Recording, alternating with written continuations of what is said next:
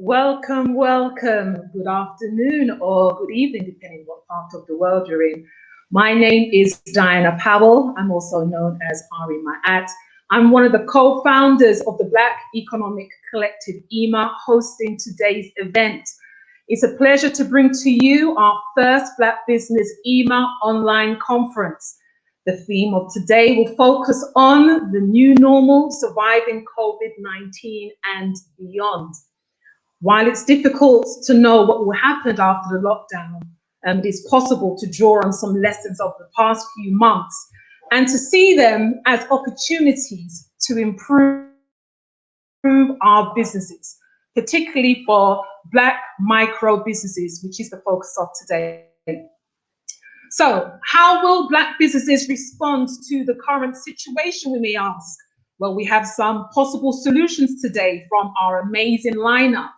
However, before I introduce my first presentation, I would like to introduce the other BEC co-founders, Marcia McLeod and Leanne Brackett, two amazing women that I've had the pleasure to share my journey with. Greetings, everybody. As Diana said, I'm Marcia McLeod. It's an absolute pleasure and honor to be able to host this event for all our wonderful listeners. Hi. Hi, can you hear me? Can you hear me? Yes. Yes. Good evening. Good evening. Or good morning or good afternoon, wherever you are in the world. So, I mean, myself, Marcia, and Leanne Brackett, you know, we've had an amazing journey over the last few months, and you know, it's a pleasure to be presenting this conference, which is another key milestone in the Black Economic Collective's journey. Exactly. Yeah, it's an absolute pleasure to be able to host this event today. For myself, you know, being a micro business owner, I too am excited to hear what our wonderful speakers have to share today. You know, this has been a testing time for many people, and really it's about having an open mind now and thinking about what can we do differently moving forward. Definitely.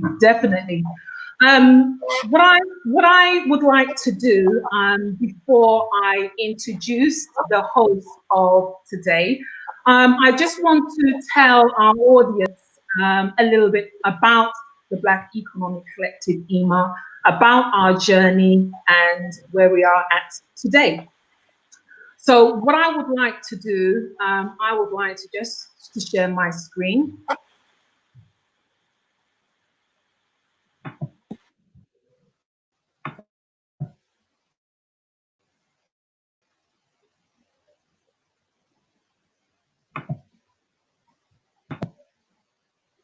Okay,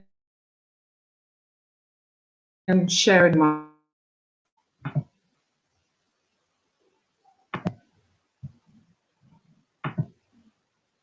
Okay, so I think for the purpose of our audience, I would like to kind of share our journey of the Black Economic Collective, so you get a better sense and feel as to the purpose of this conference and the activities that we have developed.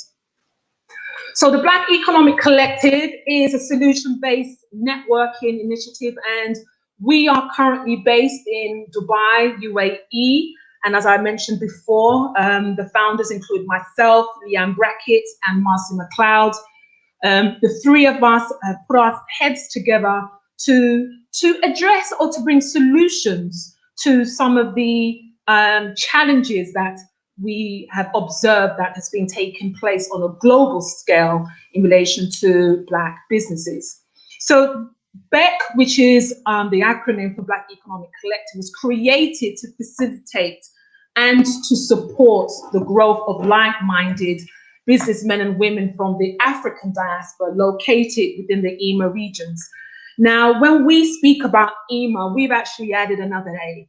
So the EMA includes Europe, Middle East, Africa, and the Americas. So the pillars of the Black Economic Collective is about financial growth. It's about job creation. It's about community development, empowerment of Black communities to do for self and kind.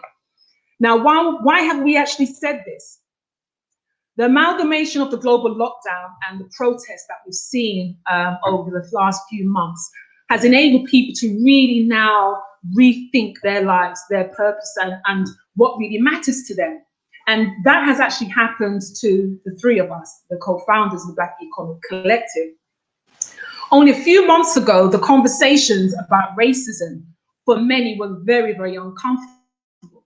But over the last few months, with a lot of the reality that has hit home in relation to racism, discrimination, you know, a lot of those realities now that were hidden and unseen, we as Black businesses, many of them, we are actually experiencing ourselves. What I wanted to do quickly, just to present, just some sort of facts and figures in relation to some of the reasons why the Black Economic Collective has really devised a lot of our programs. For example, a recent study by Groupon and the National Black Chambers of Commerce highlighted that 80% of Black businesses face significant more challenges due to their race than their non-Black business owner counterparts. 50% of them have also said that they've been victims of racism when they have started their business. And this can be actually seen replicated on a global level. Some UK research has also shown that almost a third of Black people in England want to start their own business compared to just 9% of the white population. However, only 4% of people do manage to launch a startup, a lower level than any group, any other ethnic group. Accessing finance and advice are also some of the key challenges that would-be Black entrepreneurs also have challenges with. And again, even though I'm referring to some UK research, a lot of these statistics can resonate in other parts of the world. So we are not saying that we have the answers to everything in terms of providing all the solutions, but what we are saying, and this conference is actually part of that, is now that we are moving into a new world, a new normal, and a different way of thinking. For us, the big picture, our vision is to create a collective economic system that will ensure a collective economic success now and for the generations to come. For us, the Black Economic Collective is about our networks. It's very much about legacy. You know, we would want to develop initiatives now to be able to leave some of those footprints for the generations to come. Our mission is to foster sustainable economic development, to create a foundation that unifies, educates, and enables, elevates economic prosperity.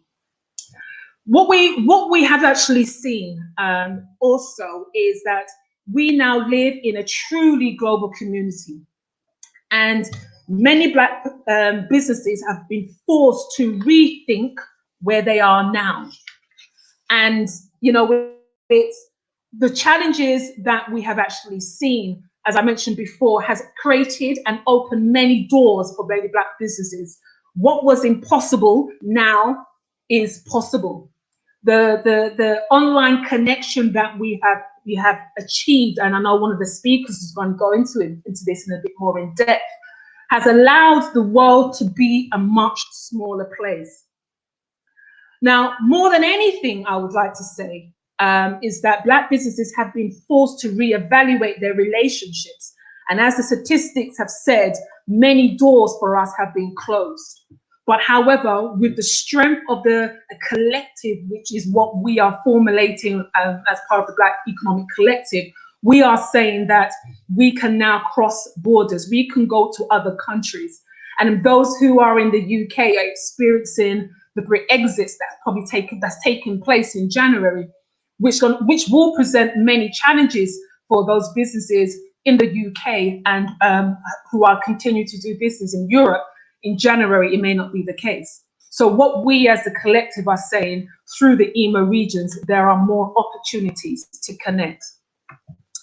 So on that note, I'm just going to share my screen.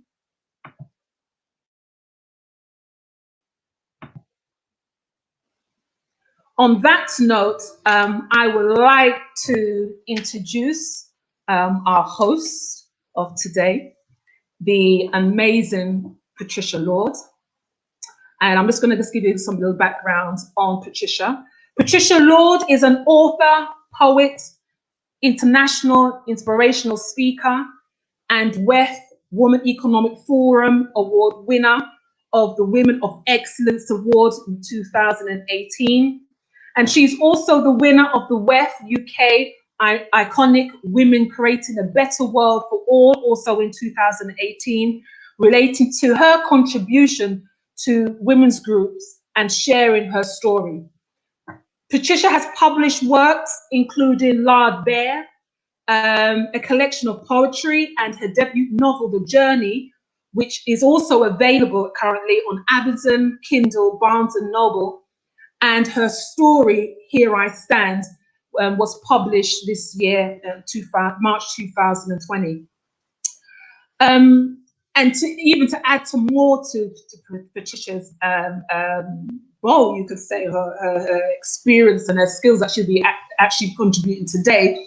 She's also spent over 20 years working in the private, public, and third sector organizations.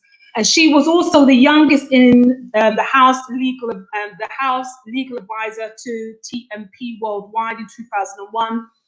Patricia has been a legal and compliance director of the Blue Group International and Eden Brown, and was the first Black woman to become the head of legal for the Construction Industry Training Board. Patricia is now the head of people and performance, and her specialism is merger, acquisitions, commercial and employment law. I would like to welcome Patricia Lord. Thank you so much, Diana, Marcia and Leanne, for inviting me today. It is with great pleasure that I sit here as a Black woman to support you in your very first Black Business Conference. Patricia's about to come in. Oh. Hello, everyone. Good evening, good afternoon, Patricia. Good afternoon, good morning, good evening, wherever you are. So firstly, Diana, I want to thank you for that marvelous introduction, and to thank both yourself, Marcia and Leanne, for putting on such an amazing event today. And it is my pleasure and honor to be supporting you for your first Black Business Conference. Thank you. As a Black woman, and as a woman that has had many businesses in the past, it is important that we work together as a community. We inspire each other within our businesses, and we hold each other up in times of trouble. And I honestly believe that we do that through confidence in ourselves, our products, but more importantly, in understanding the economic market and the rules of the game in whichever field that we are going to be trading in. Marcus Garvey once said, if you have no confidence in self, you are twice defeated in the race of life. And with confidence, you have won even before you have started. And I live my life by that. Today, we have three amazing speakers for you that will be talking to you about the current climate, and they are bringing all of their years of experience to all businesses that are looking to either expand or find solutions in this difficult time. One of the speakers that I like to talk to you about is a lady called Tanisha To. She is an enterprise strategist specializing in transforming current and aspiring business owners into successful entrepreneurs by SING, the science of creativity, to guide leaders through three key steps. Ideation, so that is thought leading ideas that really cover the idea, the product and the service. Validation, checking people will pay for it, and that's really important in this climate. And just having the tools to ensure that we have the right people, that we are engaging with the right people in this space is, 8% of us getting to where we need to be. And implementation, goals and practical schedule milestones. Tanisha To is also the founder of Apples and Pears Holding Limited. And today she will be speaking to us about the ability to adopt to this new normal. So I'd like to take this opportunity to welcome Tanisha as our very first keynote speaker on our very first Black Business Conference. Tanisha, welcome.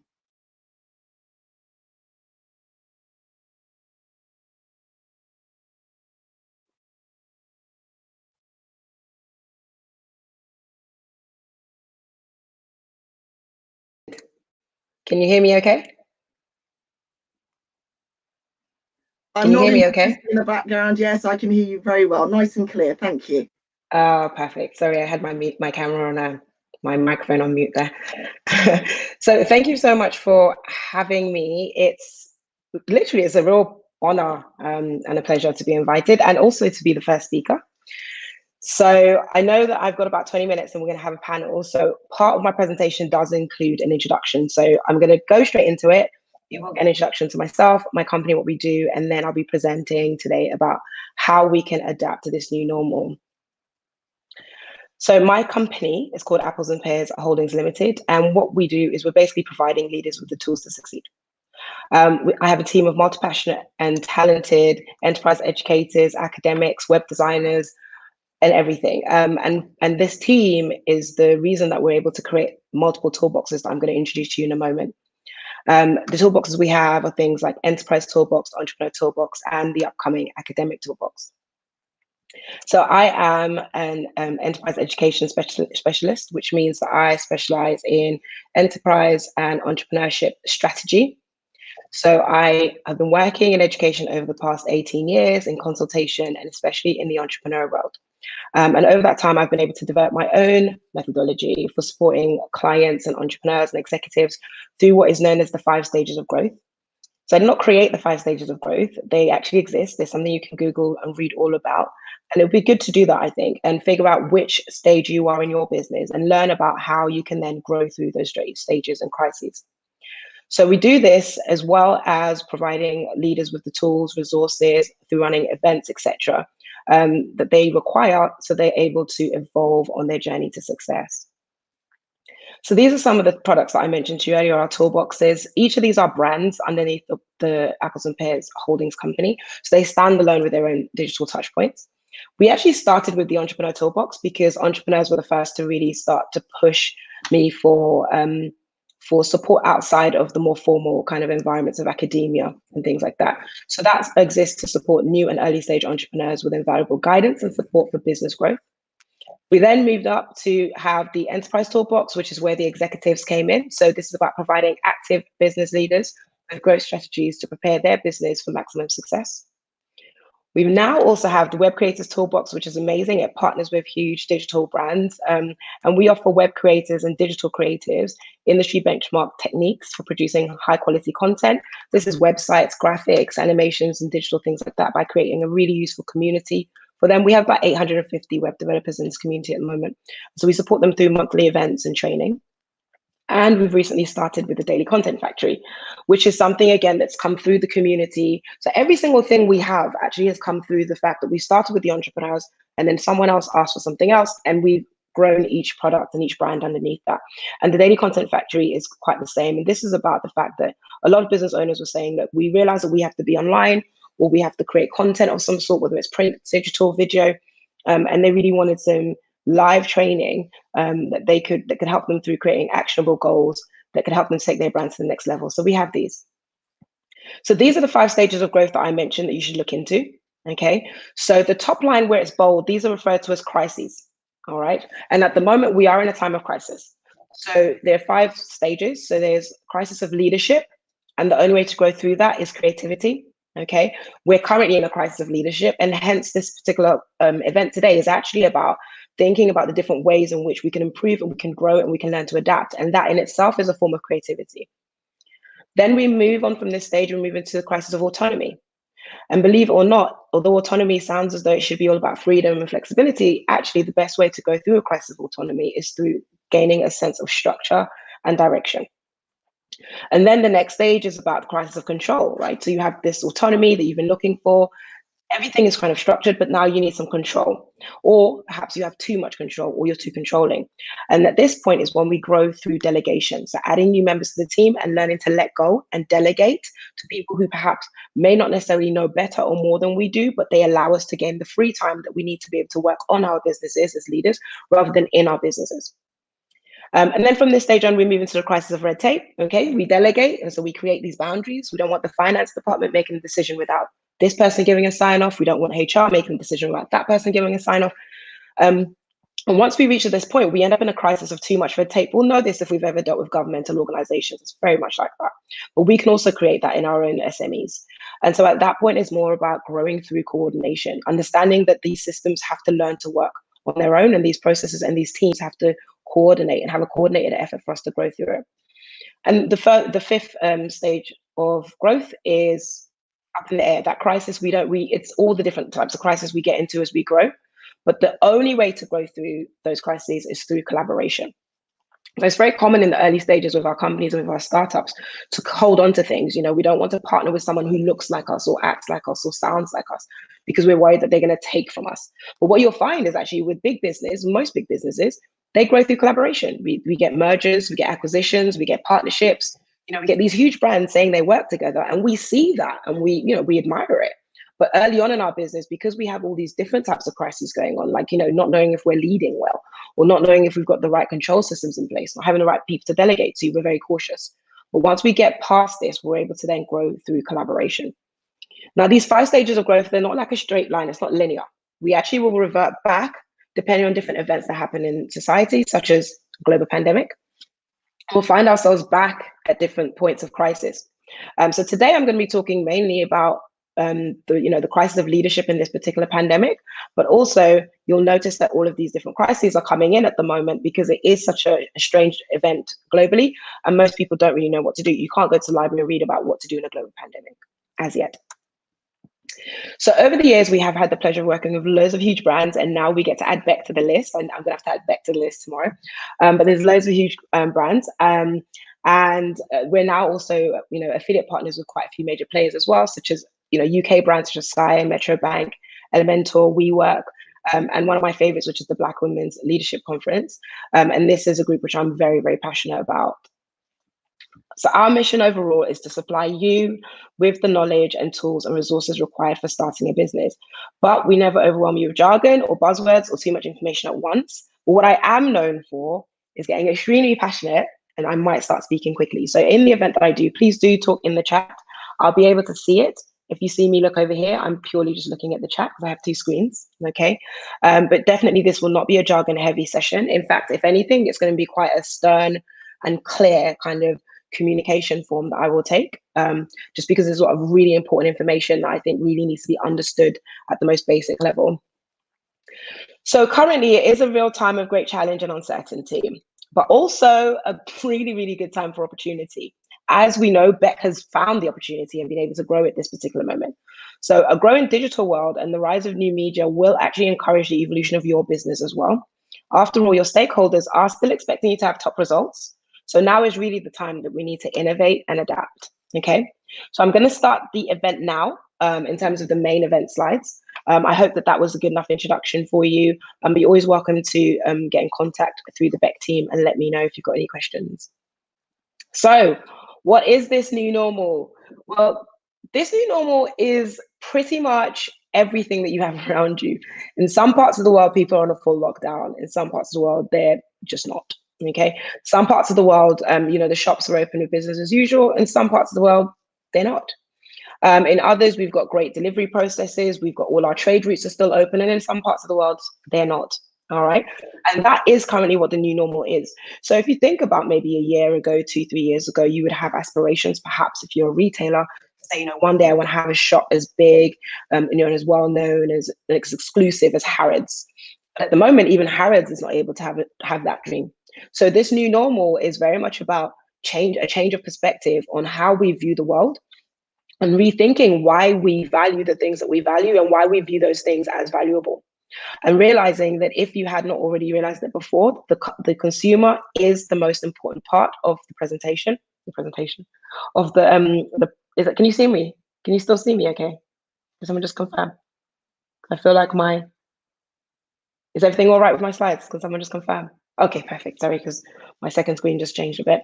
But yeah, it's realizing that, all of these things just aren't the same.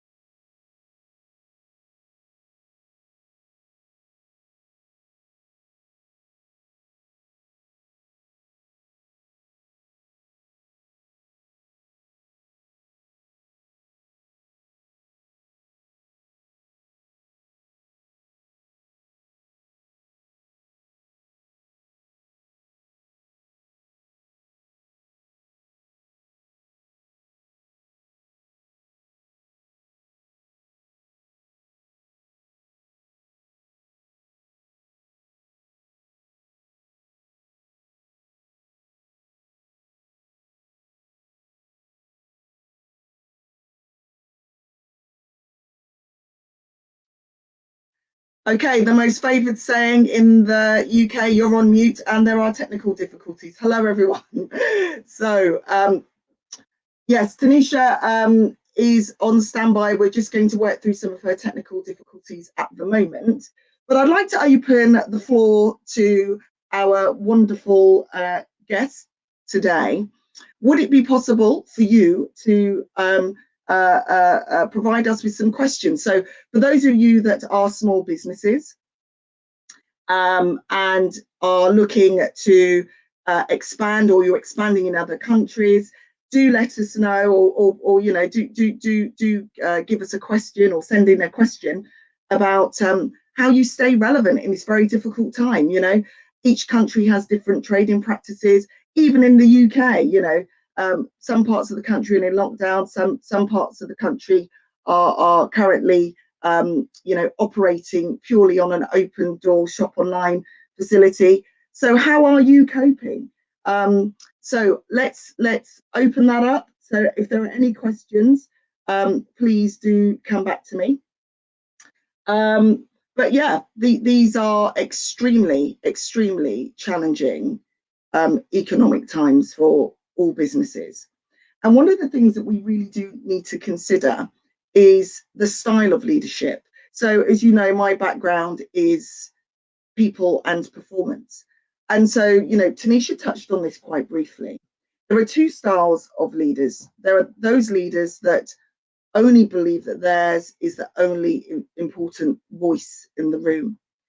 And to a certain degree, that will work when all operating factors around you are working.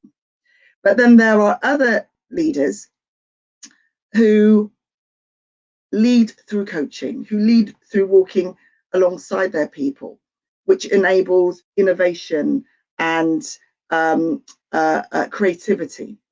And I can tell you now, having lived through 3 recessions, never a pandemic, so this is new, but having lived through 3 recessions and in one of them not working for a year. The only way to get through these difficult times, whether you're in a business or whether you've lost your job or thinking about setting up a business, is through the art of innovation, creativity, and big picture thinking. So one of the things that I would ask you to do as leaders of your own organizations is to really home in and think about the type of leader that you are, and whether you have that killer product, and B, if you don't, what can you diversify into in this market? So I'm just looking in the chat to see if there's any questions now. No, you're all incredibly shy, but that's okay. So, also one of the things that we are looking to do is to answer specific questions. So in the event that you have a particular commercial question that you want to pose towards any of our speakers today, please do so. I am getting some signs that we could be back. Can somebody just give me a sign backstage that Tanisha is good to go? And if so, I'll stop talking and hand over. But if not, I see that you're back. Welcome back, Tanisha. Hello. Hi. Yeah, no, you were going so great there for a moment. I was completely invested. Don't know what happened. Exactly. The biggest gesture of 2020. I don't know what happened. Technology. Exactly. I will happily pass back to you. And do you know did you hear? Did we get to this point? Okay. I don't see your screen, so the cutoff was near. What's the new normal slide? So right. Perfect. We went into the first one. All right. Perfect. Okay, so thank you so much for having me back.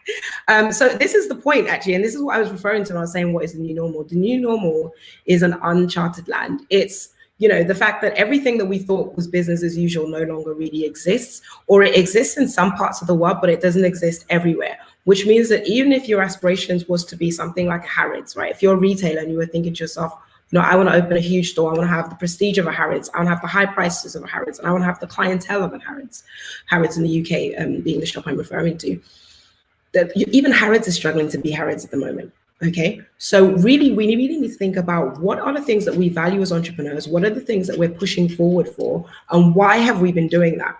Because, there's a really interesting saying about culture, and it's by a man called Charles Handy, and he defines it as the way we do things around here. So if you think about it, the cultural approach to what you do is probably based on it's just the way that we do things around here, or it's just the way that you've always known things to be done. Okay, so we're going to talk more about this new normal and how we can adapt. First thing we know for a fact is that everyone's going to have to get used to this because of the growth.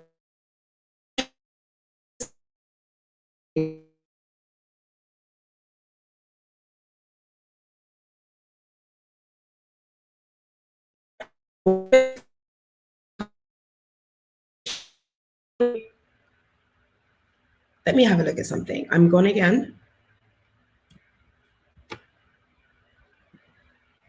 Am I still here? Okay, I'm back.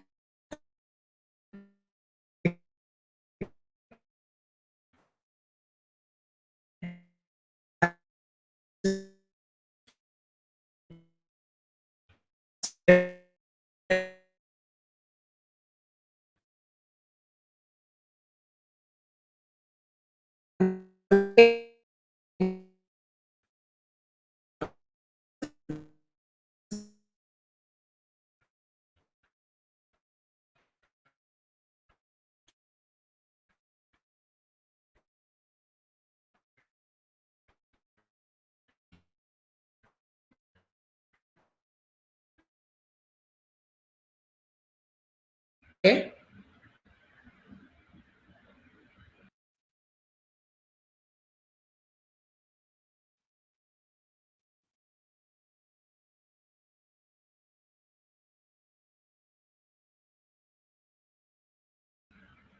Can you hear me? You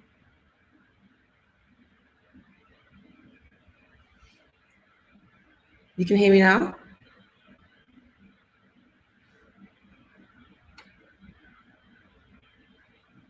Okay.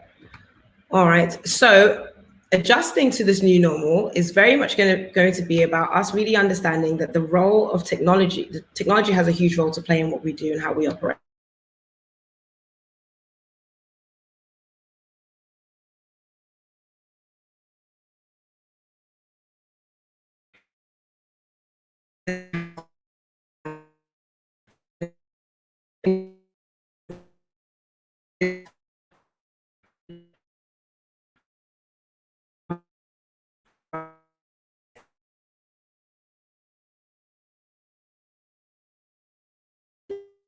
This is not just in the case of what's happening at the moment, which is actually funny as it's quite timely, but also it's about the way that we operate our whole supply chain, right? How will our supply chains be able to survive the fact that everything is up in the air? So this may be in terms of things like how we deal with delivery periods,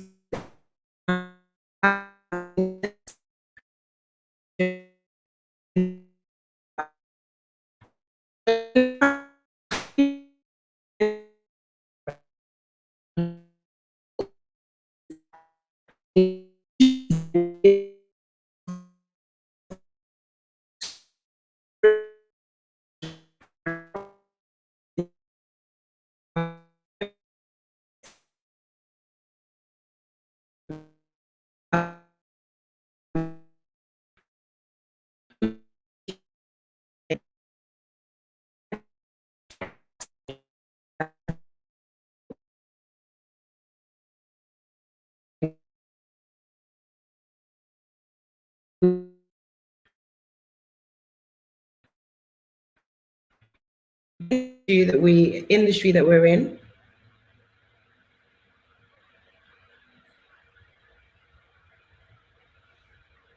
Just a second. Can you hear me?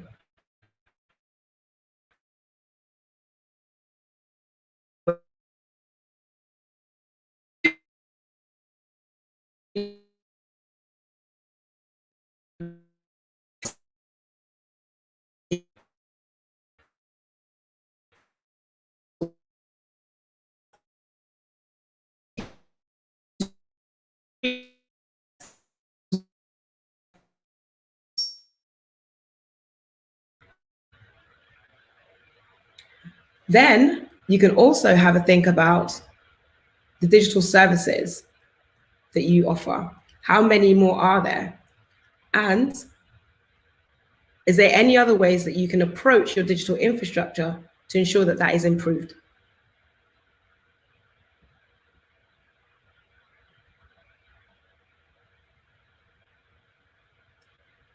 So digital friendly supply chains.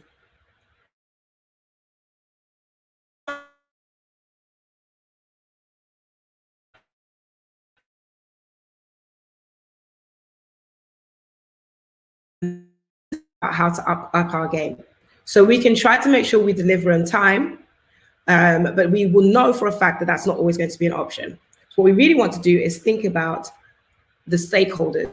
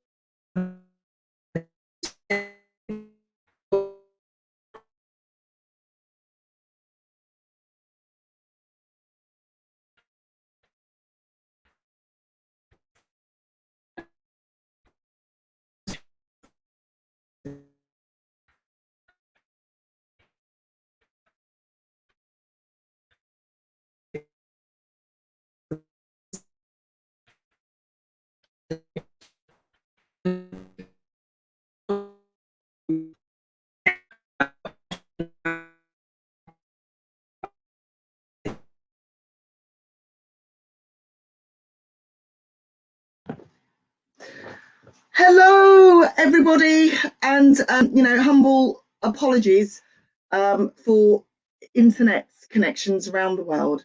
So, I'm just going to read one of these slides and then just report back to you as to where we are. So, offer digital friendly supply chains. So, I was looking at this and was really trying to relate this to my own business, and now the slide's gone. So, you know, let's just keep going. Don't worry, it's all live. Okay, so once you transition to purely deliveries, it's time to up your game. Well, I think there's something to be said about that. In this climate, everybody needs to up their game, you know, and be creative in the digital space, in the creative space, and use all tools available to them. Always strive to deliver on time with the quality your stakeholders desire. That is so important. You're only as good as your last sale. And I learned that in the early noughties when I was working for a recruitment agency. And upgrading your sourcing, distribution and communication channels is key. I fundamentally agree with that. In this ever-changing climate, in this ever-changing environment, how we distribute information, how we communicate with our customers, potential clients, and just passers-by that might happen to come along and see our products is absolutely key. You know, there is nothing that we should be doing that is going to denigrate any of the products and services that we have to offer. And looking at the next slide, where it says offering more digital services, features and content, I can see in my side eye that Tanisha is here. Are we good with the connection, Tanisha? Is that good? Are we good? Can you hear me? I can, and back to you. So hopefully I didn't like to compliment you on that presentation. Oh well, you know, always for hire, darling. Always for hire. I mean, I literally didn't have any issues on my side. I could hear the whole thing happening. I was presenting for you. I was like, I don't know what's happening. Don't worry. It's, it happened on the BBC yesterday, so I'm feeling comfortable in this place. Well, exactly. And this is the new normal, right? So absolutely. Exactly. Thank you. All right, I'm going to go on mute and leave you to it. Thank you. Okay. All right. So again, thank you so much, Patricia. Perfectly executed. Right. So we need to think about offering more digital services, features, and content. And this can be in many formats, right? It can be training, auditing, webinars, podcasts, online fundraisers, competitions, giveaways, and live streaming. And this doesn't actually have to be just about what we do for ourselves. It can really be about how we engage our customers and understanding our stakeholders. So we could do all of this and provide all the support for our suppliers, for our distributors, for our partners, and for other organizations which we know our clients have a real good personal connection to. Okay, so we can offer these digital services, these features and content without compromising our core offering, but instead by opening our door to the digital arena and the opportunities that it offers us to actually work in partnership more. And remember, I said to you, the last stage of growth, you grow through collaboration. So in the event you think to yourself, you know, what training can I offer? What auditing can I do? What webinars? Actually, don't think about doing it yourself. Think more about the people who are already in the circle of what your company does, that your clients and your supporters really want to engage with, and then see how we can move from there. Okay. So we want to think about doing that, offering more value to our clients. So times are really tough, and it's nice to show our clients that we still value their business. All right. We want to offer affordable discounts, over deliver to them, work quickly, check in regularly, and send them gifts on their birthdays, holidays, and other seasonal events. All right. It's very, very important to do things like this because we make them feel like it's a personal business. We also want to think about our digital infrastructure. So it's very vital that we set up a solid digital infrastructure that allows us to continue delivering a quality service to our clients and customers while also monitoring and communicating with your team. And funny enough, okay, this is exactly what's happening right now. So even in the few technical issues that we've had here, the digital infrastructure that's being used to provide you with the service is so strong that I'm constantly able to see what the team is saying about how things are going, even when you can't see or hear me. And that is really where the key is, because you may have a problem in your company that the client is experiencing and they're trying to communicate to you, but you cannot see it anywhere. But being able to have a service where you're able to monitor that process, communicate with your team, especially more and more so a global and virtual team, is really going to be the key to the success. All right. There's tons of different video conferencing software, different client relationship management tools, project management software, and other online resources that you can use. And that you'll need to get yourself and your team set up and mastered in this as soon as possible so you can remain optimal. Again, invest more in deliveries and e-commerce. All right. So if you offer physical products, but your store's been forced to close, it's only natural that you're going to have to think about online functionalities. And your website needs to be really simple. So gone are the days of complicated websites. Right now, we need people to be able to come on, see what we sell, and be able to purchase it as soon as possible. So complexity is not your friend anymore. We need it to be simple. We need them to have clear instructions that we call to actions. And we need to have those checkout buttons really often so that customers can make that purchase without a hassle. And in this scenario, I always like to think about Amazon, all right? Moving forward with the idea of Amazon and their one-click purchase as a way to operate. Then we can think about social media, okay? So advertising our lifestyles and things like that on social media and thinking about the world and the fact that people are going through a lot of issues is a major problem, right? But we need to make sure that even though we are able to succeed or we're able to grow, we come from a perspective of gratitude, all right? And coming from that perspective of gratitude, we're then going to be able to make sure that we're showing humility and being very tone appropriate so that we can show our customers that we understand the technological issues that are happening in this new normal, all right? But we're also in the same boat as them. We're in the same boat as everyone else. And we need to be able to read the room and make sure that we create our content accordingly. I'm going to actually quickly just make sure that I can see the chat. Right. About my business. Oh, I've already mentioned that, thank you, Kiva, but I will probably touch on it when we get back.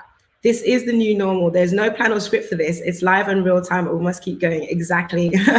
Right. So advertising and thinking about how we advertise, we really want to stay away from the traditional, what we're used to, about bragging and things like that, and move towards a position of gratitude.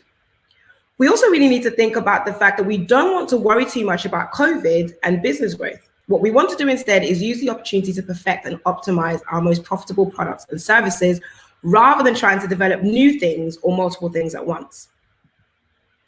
And let's not forget about our team, all right? We are nothing without a team, again, as you can see right now. All right. And being a good leader in this new normal is all about keeping the team motivated and productive and being that strong team player. So in this point, we want to think about something that's referred to as servant leadership. All right. So knowing that you are the one in charge, but understanding that if you do not provide your team with the tools that they need to succeed, then there's no point in running a business. All right. Your team is just as important, if not more important, than your customers. So making sure we can do this. How can we do this? Well, it's a new normal, isn't it? So we need to think about agreed hours. Perhaps we need to move from shift times to agreed hours. So maybe rather than saying, look, you need to do your 37 hours between 9 to 5, we actually just say, we need you to do your 37 hours and we need you to clock those hours and we need you to meet these deadlines and we need you to do things in this way. Because a lot of people are really struggling with adapting to being indoors. It's affecting their well-being. It's affecting their ability to deliver. They don't really know what they're doing in this time, and not necessarily in the job, but as a human being, right? They're so confused. Everything that it meant for them to be a person, most of those things have gone away for them. So thinking about moving from shift work to understanding and maintaining agreed hours, encouraging them for career growth. So encouraging them to go on LinkedIn Learning, to go on courses, to go on trainings, come to events like this, and really, enhance their own personal skills so they can feel like they're evolving as people, right? Trust them. We must trust our team members. Our team members are the key to our income increasing. For example, recently I had a situation where one of my team members had accidentally forgotten to send off some really important invoices. Not accidentally, I think it was an accident, kind of like an error, like a technical glitch, okay? And that meant that we were hugely under the profit margin in order to be able to cover the staff salaries. And when I mentioned that to my team, they were all like, oh my God, do you know what this means? That we should do this more, we should do that more. Look, I could have done this, I could have done that. No, Tanisha, don't worry, I'm fine. And I said, no, you're not. No, we don't do that here. And I still out of pocket made sure I paid my team. But actually, because I trust my team to do so much, they figured that there was so much more they could have done, all right? And that is the key. If we trust our team to do what they can and make sure they understand that we trust them, they will bring that revenue in and they'll be very understanding when it's not in, and they'll probably feel worse than we do. Keep checking in on them, and not checking in on them just to ask if they've done their work, but to check if they're okay. We're going to expect them to provide our customers with such excellent customer service during this pandemic that we need to be providing them with excellent service, right? So keep checking in, reward success, you know, in lots of different ways to reward success. Perhaps maybe thinking about things, surpluses that you've got in the business, and offering that to your staff as a reward if you know that they really like that thing in your business. In fact, if your staff don't like products and services that your business has and don't secretly want it, perhaps you need to rethink what you offer and rethink who you have, right? We need to really be caring about our staff and really reward their success. Rewarding them will mean that when a customer has a negative moment or when a customer does something, they will feel like looking after that person too, because they'll really understand what is going on, okay? They'll understand it. They'll be able to feel that and empathize, and they'll know that empathizing is rewarded in the company. And lastly, manage expectations. Again, this is very simple, but a lot of times it's missed.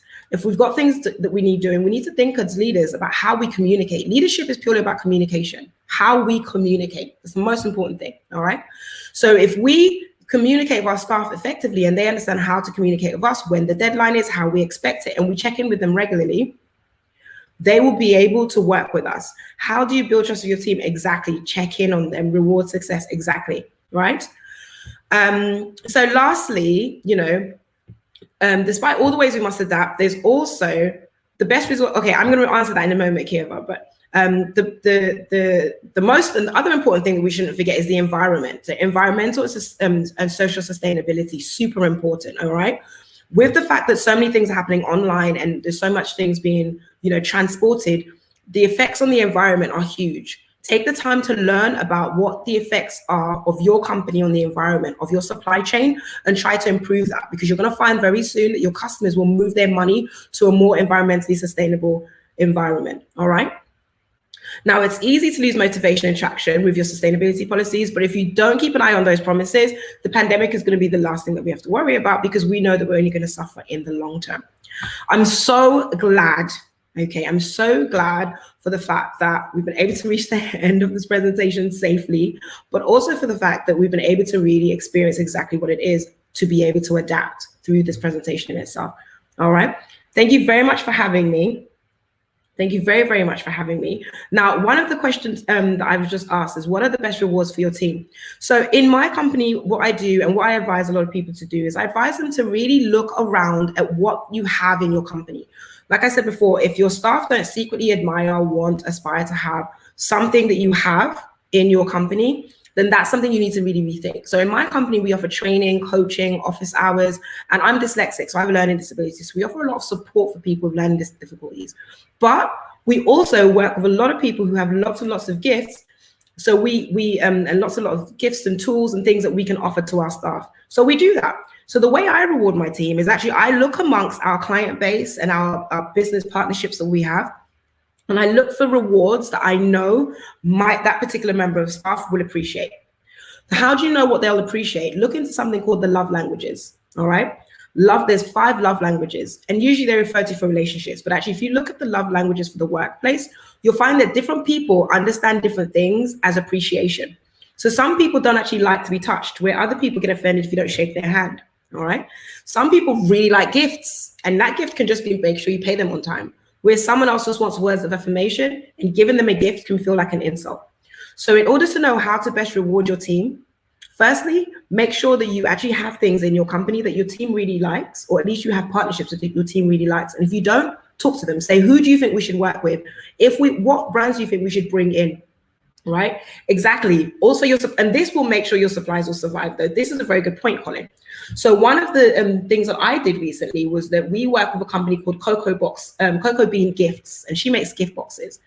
And so I actually purchased from her a gift set, and I asked her to put together a really high quality bespoke gift set for gifts for my staff, for one of my staff members. And I decided that I'm actually going to work with that particular supplier just so that we can do birthdays for the year. So we agreed 12 months of birthdays across all my team. The gifts will come from Cocoa Bean. Why? Because she's a small business. She's a single owned business, Black woman, young Black woman living in London, and she's really trying to grow. But then what happened? The pandemic. So you can also work with making sure your suppliers survive, right?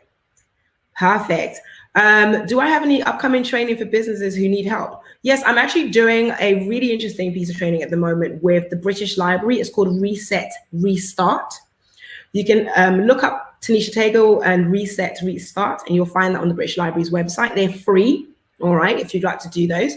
It's a 10-part series. I offer one of the 10 parts, but I really recommend all of them, but definitely make sure you come to mine. It's all about sustainability and pivoting in this particular climate.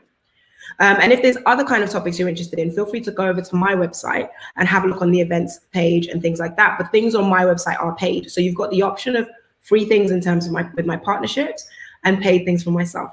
All right. I'm an upstart mobile axe throwing company. The work is the reward. Well, the work is the reward for you, right? But what is the reward for your members of staff? And if the work is the reward, perfect. That is always what we want, right? Yes, Baba, cut costs and open source. Exactly. Another good opportunity. Pivoted from a cocoa bean box. Did you? Interesting. Would that be chocolate cocoa bean or cocoa bean? Have a look at that. I'd be very interested to know more. All right. I don't want to take up too much time. So I know that someone's going to come back in soon. But really, you know, the most important things that I just wanted to get across is that it's customer first. If you want to grow in this climate, it's customers first. Yeah. Think about the customers and think about your staff. Don't think about the products and the services and the bottom line. Think about the customers. What do they need right now? What are they looking for right now? What are they paying for? Just Google what are people buying right now. Okay. And you should be able to move forward. So thank you for that. Okay, Tanisha, we made it. Despite the challenges of technology, which is absolutely fantastic. So thank you so much. So, you know, my biggest takeaway from today, from listening to you, was complexity is not your friend. And think about the one-click solution. And you gave that brilliant example of Amazon. And even myself with my books, I just had this light bulb moment. So thank you for that. We've got a couple of minutes. So I have a question, if I may. Yeah. And this is really about you know, the one-man band or the two-man band. So in order for businesses to survive, you know when they look back at their last 9 months and what they were doing in January, they would have had this, you know, preconceived idea as to what their forecast was, what they wanted to do. Now, during these times, whilst life is slightly challenging, you know, most businesses are looking to, you know, pivot, as you've mentioned, but also to be relevant and creative, whilst keeping an eye on those budgets as well. Because, you know, the reality is that the finances may not be there. What advice do you have for those SMEs or startups during this time? So again, I would look at, so there's a really interesting thing called, actually, first of all, to answer that, there's two things, right? There's two kinds of tools. One is a really interesting tool by a guy called Alex Osterwald. It's called the Value Proposition Canvas. It's a one-page tool for looking at your customer persona and really asking yourself, what are the things they have to do every day? What are the jobs that they have to do every day? This is being a parent, being a partner, going to work, making coffee, sleeping well, looking after themselves, exercising, and right, what they need to do that you offer. Okay, so think about those jobs they need to do and then think to yourself, what are the pains that they experience when they're trying to do this? All right, so perhaps if you sell a coffee machine, you could think to yourself, right, my person has to get up in the morning, go to work, sort out the kids, get the car fixed, etc. But at some point, they want to drink a cup of coffee, right? What are the pains that they get with that? Coffee's really expensive when they buy it out. The coffee machine is going to still be at home. They're probably going to be in the car. There's only so much coffee they can have out with them on the day. And all the coffee is disgusting, or they don't want to carry a whole coffee box, or they don't like to pay. There's so many things. And then you think to yourself, and this is one that I think is a really good idea. So anyone can have, I'm very happy to have it. But just you think to yourself in that scenario, well, why don't I make sachets, right? Not just the disgusting, you know, Nescafe sachets, but actually sachets of warm drinks that are just add water, and sell them with like the perfect coffee, you know, watertight, keeps your drink warm container. So people actually know to themselves, they can throw all the different flavors they want in their bag. Maybe they get a moringa, a coffee, a hot chocolate, a Tim Hortons, pick up the different sachets. You know, like, I don't know if you remember, we used to have Woolworths in England, yeah? Yes, of course, I'm old enough. Imagine Woolworths for a hot drink, right? Yeah. So the person's always on the go. They need to have the hot drink whenever they want. They pick up whatever they want, put it in their bag, and they've got this 2-part container. One part keeps hot water, the other part they can put the drink. They open their bag. What do I want? Moringa tea, take it out, put it in the top, put my water in, and I'm done. And that is a product and service that's focused around them, okay? So the point in case is, with your budget, what are you selling and doing and making and having and operating with that no one asked you for? It doesn't resolve anyone's pain. It doesn't resolve anyone's problem, all right? It might be that, you know, you've got an amazing office. Did your customer ask for an office? Does your customer come to your office, right? So there's so many different things that we have in our supply chain that are irrelevant, when really what we need to do is focus our supply chain and on purely being about resolving the pains that our customers have, all right? The other thing that we can do, and this is a cheeky plug, but only because Kai just reminded me, right? But the other thing we can do is really think about business planning. So a lot of us are accidental entrepreneurs and accidental business owners. And the Chartered Management Institute even prides itself on training accidental managers. But no one really thinks about, am I an accidental entrepreneur? So getting yourself a tool like my enterprise planner, so you know, that really takes you through the process. Ultimate Enterprise Planner really takes you through the process of planning your business. There's 178 pages in here specifically. But again, I mean, you know, for those people who don't necessarily like to write, we have a digital version, we have an e-learning version, we even have a coaching program and a club. It's ladies and mixed, right? Because the point is, did you really think about the SWOT that you bring to the company? What are the strengths, weaknesses, opportunities, and threats you bring? Because chances are a problem with your budget is linked to the weaknesses that you brought to the company and the threats that you brought to the company, all right? Because you've overinvested, you've forgotten that your company is a separate entity. You've entered an abusive relationship with your company, where you're forcing your company to spend money on these things that are really about you and your ego and your goal and your dreams. Now, your company will feed you and give you those things, but only if you allow it to focus on its own agenda, which is offering a good product or service or offering and a combination of customer service to the people that you serve. That is all that your business's budget should be focused on. Fulfilling that is fantastic advice. And again, you know, the takeaway from that for me is you've just entered into an abusive relationship with your company because it's all about your ego. And I'm sure that there are lots of CEOs outside there right now listening to that thinking, what am I doing every day? You know, same behavior, same result, which is a product of ego rather than, you know, business acumen. Absolutely. Oh, beautiful. That's my nugget. That's my takeaway. Thank you. Tanisha, thank you so much. The chat has been blowing up. Lots of people have had lots of great things to say. As I said, you've made it. So well done. Okay. Speak soon. Yeah. Speak to you soon. Bye now, everyone. Bye, everyone. Bye. So we've had our first speaker, Tanisha To, and I want to talk to you about our next speaker. Our next speaker is Nettie Bryan. So Nettie Bryan is the creator of the Ministry to Marketplace Coach Training and the Dream Business Launchpad. She is an author, coach, trainer, professional public speaker, and speaker mentor. She has over 30 years professional experience in the health, social care, justice, business, and Christian ministry sectors. Nettie has utilised all of her experience to now focus her attention and passion towards serving other women of faith, helping them to launch and scale their own profitable ministry businesses. Nettie is a former pastor and a founder of 2 successful social enterprises. And over the last 10 years, she has continuously used her entrepreneurial gift by assisting hundreds of her clients across the world to develop their businesses, creating their signature systems and flagship programs, and enabling them to have a robust, tangible, high-end product that they can offer to their clients. And we could all use some of that.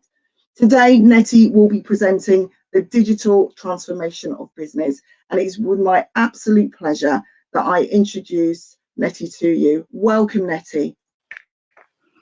Hello, hi, it's wonderful to be here.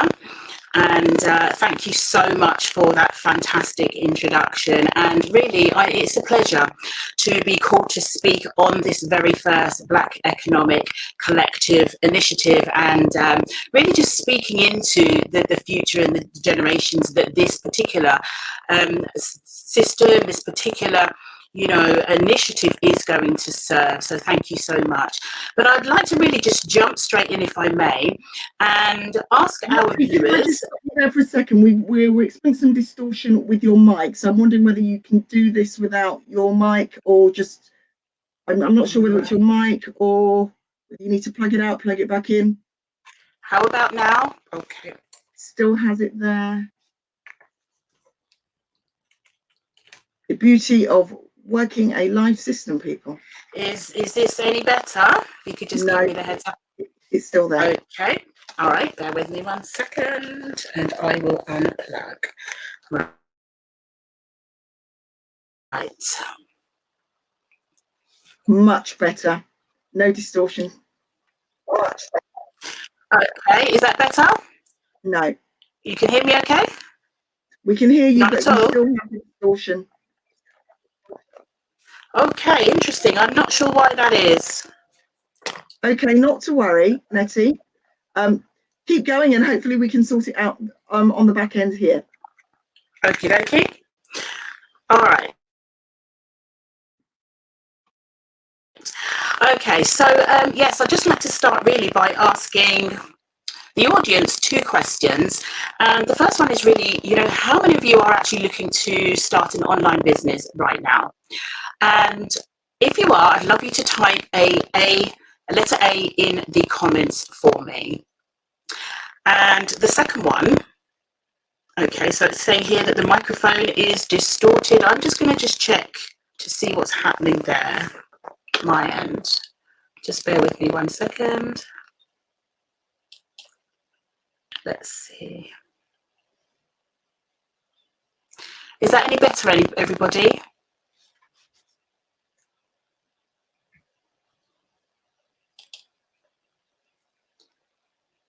Okay, I'm seeing a no, it's not any better there. All right, so let's try this without. Let me know, okay? I'm just going to take everything out, and if you could let me know whether that is any better before we move on. Oh dear, interesting. Right. Okay, I'm just going to carry on. I can't actually do anything about it my end. Certainly, Shakra is just going to suggest something for me.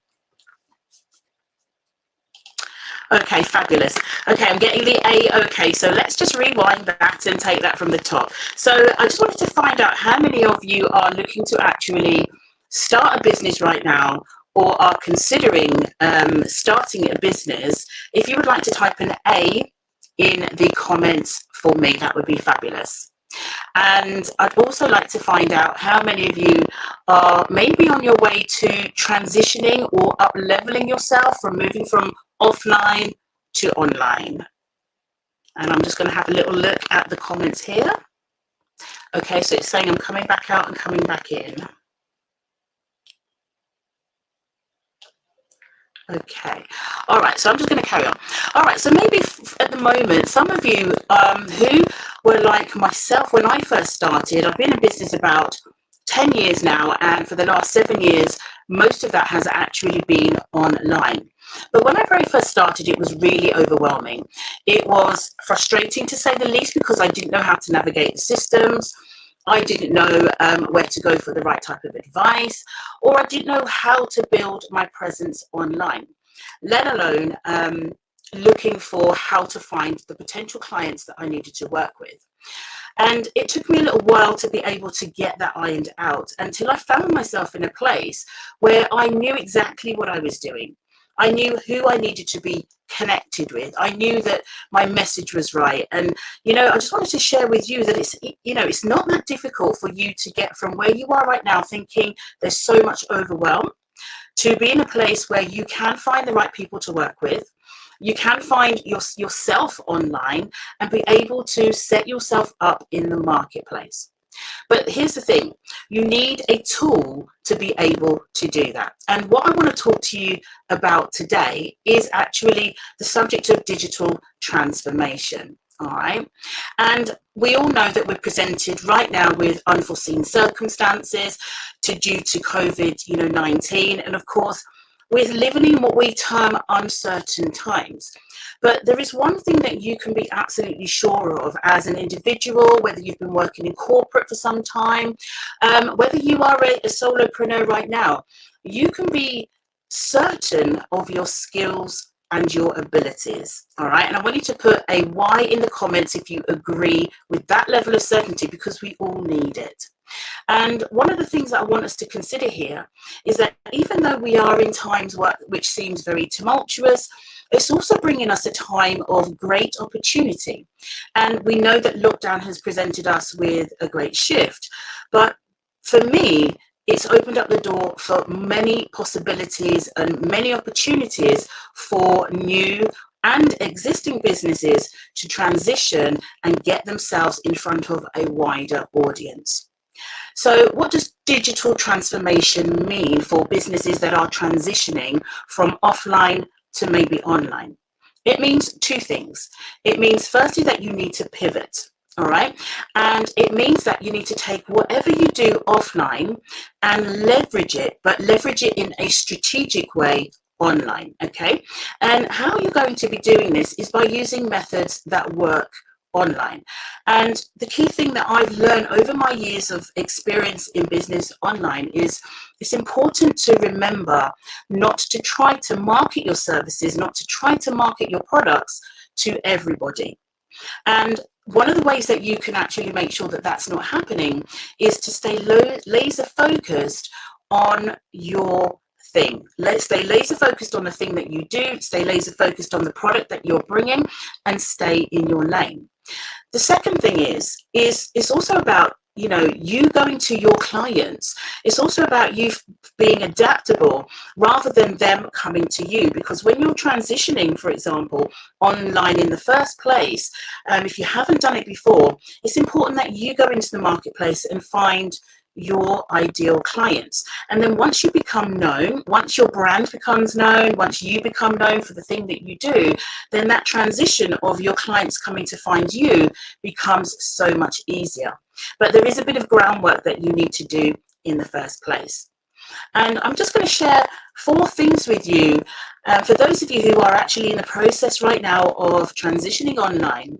And these are the 4 things that I believe that every entrepreneur, whether you are just starting, whether you've been in business for some time, needs to have in order for their business to go from where they are right now to where they want to be. And it's about being very laser focused on grabbing your potential clients' attention. In marketing, we call this the AIDA strategy. So you may want to write this down. The first thing is you've got to be able to grab their attention. So it's about how you show up online. It's about how you stand out from the crowd. It's about your branding. It's about your packaging. It's about your pricing. It's about being very, very different. And also it's about keeping them interested. All right. So these are things that you need to be able to do. So what's your content? Are you providing value? And if you don't know about these things, and of course, then there's methods, there's people that you can go to where you can actually learn. And of course, you have to keep their desire active because there's so much noise online, and it is so important that your message is absolutely heard and that you keep your potential prospective clients dialed in to you. And then the next thing that you need to be mindful of is that you can lead them into taking action. All right, so that's 4 things that you need to be aware of, whether you're brand new, whether you've been online for some time, in order to be able to stand out from the market. And here's the other thing. They call that the AIDA principle, all right? So that's attention, interest, desire, and action. And some of you might be thinking, well, you know, I have no money right now. How am I going to engage with my clients or potential clients? Well, there are 2 things that you can actually do. You can, you know, potentially go after your clients in an organic way, which means that you are, you know, making connections online, or you can do advertising. But my best advice to you is, if you are just starting out, is to really explore building yourself up, being known, and go down the organic route.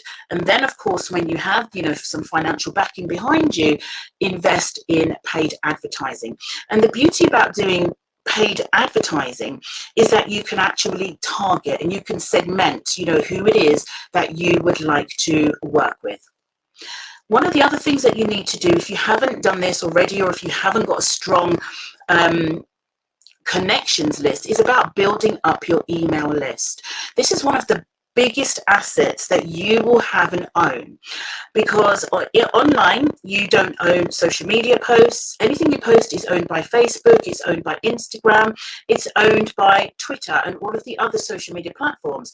But one of the things that, you know, I advise my clients to do is to make sure that they build a strong email list, because the key thing to remember about building business online, in order for you to make money, you know, the terminology is the money is in your list, and of course in how you follow that up. So it's all about nurturing, it's all about making authentic connections, it's all about you being persistent as well in your activities and not being fearful of being able to be the first person to reach out. And I know sometimes, you know, you might think that actually I'm not used to being online, I'm not used to social selling, and all of these terminologies might be sort of like, oh, I've never heard of them before. But there is, you know, some methods that you can use, which is simply using your authentic rapport building skills to build connection with your audience. The other thing that you need to remember as a transitioning solopreneur, micro entity, or corporate person transitioning is it's important to remember to be dedicated to your future goals, dedicated to your cause, dedicated to taking control of your own economy. We all know what's happening right now in the UK, and we have no control outside, you know, with the outside forces. But there is just one thing that you can control, that is yourself and your ability to make yourself resourceful. All right. And in Patricia's talk, Patricia's talk when she first started up, she mentioned the statistic of 4% of startups manage to start accessing resources, which is really important. And because I speak to women predominantly, I believe that women specifically, it's for being online, it's a massive door opener. And just to give you some statistics, there was a survey done in, I think it was last year in the UK, and they surveyed 22,000 businesses. And out of those businesses, you know, it was still showing a massive rise of women starting businesses. So 7,000, just over 7,000 female entrepreneurs launched their business in the last 2 years. So for me, that shows you that there is a rise happening, and it's not necessarily a decline, okay?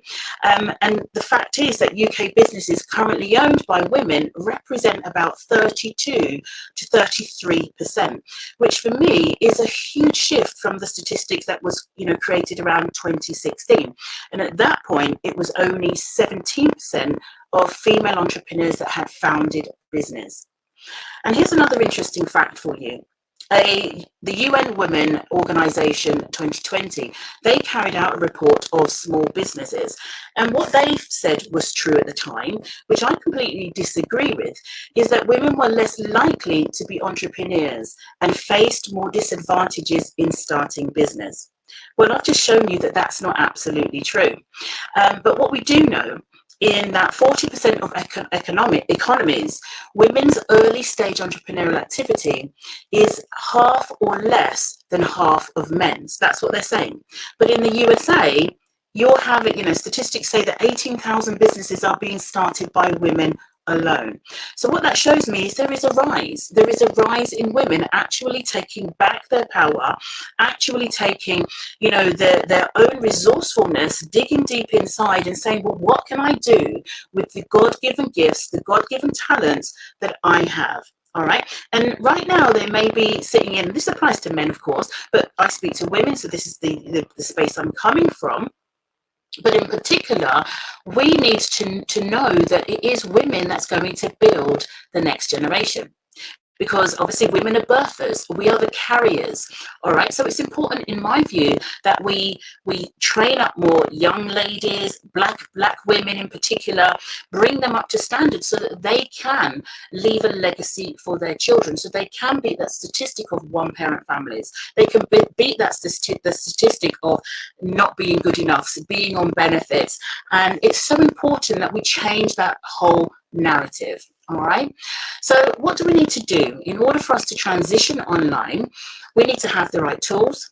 We need to have the right systems. We need to have the right processes. We need access, of course, to resources. And, you know, as a solo entrepreneur, you might think, my goodness, this is so overwhelming right now. But you'll find that you may be doing a lot of the things yourself. But as time goes on and as your business grows, then you will be able to delegate. You'll be able to hire yourself a virtual assistant. All right. I've been working online for, as I say, 7 years plus now. And I've run a service-based business. I had 20 volunteers, 4 staff, spanning, you know, over 4 or 5 different countries. And it's been phenomenal. Right now, I'm coaching women to manage their money. I'm coaching them to set up their businesses, and some men, of course, as well. So it's really important that we don't just think that situations are put upon us. You know, we have to take control of our own economy. Yes, I'm just taking a little look at the statistics here now. Changing the statistics is done by granting the children their fathers. Absolutely, absolutely. There is so much. There's a whole another narrative that I could even go into talking about that specific aspect. But we're looking at how we can support you guys from moving from where you are right now to pivoting online, adapting to the digital age, and doing that successfully. So there was another report from the Connected Commercial Council, and what they did is they estimated 76% of small businesses would be relying on digital technology and, you know, to operate. And this included things like farming, this included agricultural industries, because there needs to be some kind of technology, if you like, in order for them to maybe process orders and so forth as well. And the second thing I'd like to share with you is how can small businesses make the transition to online work for yourselves? How can you as a small business actually make it work for you? And maybe you're sat in a position where you're fearful or you're not sure whether, you know, you really want to transition online right now. The key things that you need to do is decide, first of all, decide to do it. Start small. Keep it simple, and of course, you know, start with the end in mind as well. And if you have no idea of how to navigate online, it's really key that you find yourself a good business mentor and a coach, someone who's, you know, walked that walk, done that journey, and actually can handhold you and guide you through the steps that you need. Okay, the other thing that I want to share with you, I'm just keeping an eye on the time here, is it's really important, and I keep mentioning this, about tapping into your own resourcefulness. Now, one of the things that I do is I help, you know, business women and men to find out what it is, their unique skill, their unique ability to package it, okay, and to serve that to their ideal clients, all done online. So it's about specifically developing a signature process. So one of the things that you must do in order to be successful and in order to survive in this day is to stand out.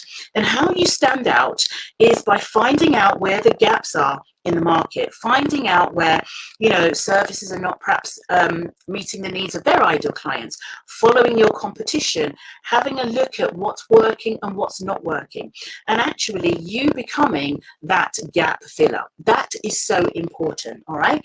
And then when you find that gap, all of your messaging, all of your marketing needs to absolutely speak to that space, okay? Because you need to become that thing that is absolutely missing. Okay, how am I doing for sound, guys? I'm just going to do a little bit of a checking here. Okay, all right, it's looking good down there. All right, so just a little bit of backdrop about, you know, who I am and what I've done. So as I say, I started my business in 2010. I've run 2 successful offline social enterprises, and I transitioned my business online in 2016. And in doing so, you know, it was a little bit difficult because I was a social entrepreneur for most of my life. And then I needed to really transition into business.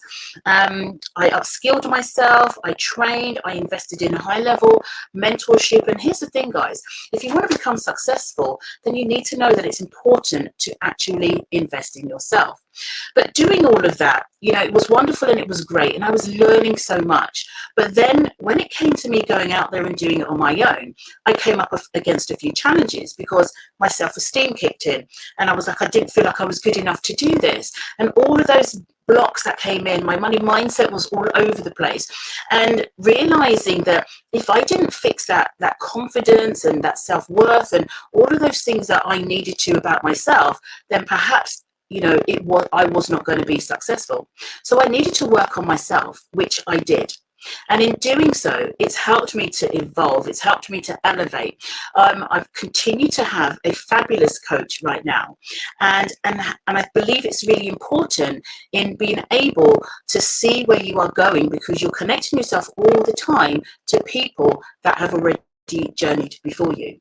So the key thing here, guys, is that in doing what I've done, I've been able to help so many other people to start their businesses, to find out who it is that they want to market to sort out their branding, to sort out the tech that really does get on their nerves. And in doing so, they have been able to start and continue in confidently in creating successful online businesses. Okay, and here's the thing for you, you guys can also do that as well. And the transition online, I'm just going to leave you with a few things. I'm just watching the time here. The transition here is to definitely be clear about what it is that you want to offer. The second thing is be clear about who it is that you want to serve. And I mean really clear about who it is that you want to serve, because I see so many people online being very generalist. Okay, you need to really niche down who it is that you want to serve.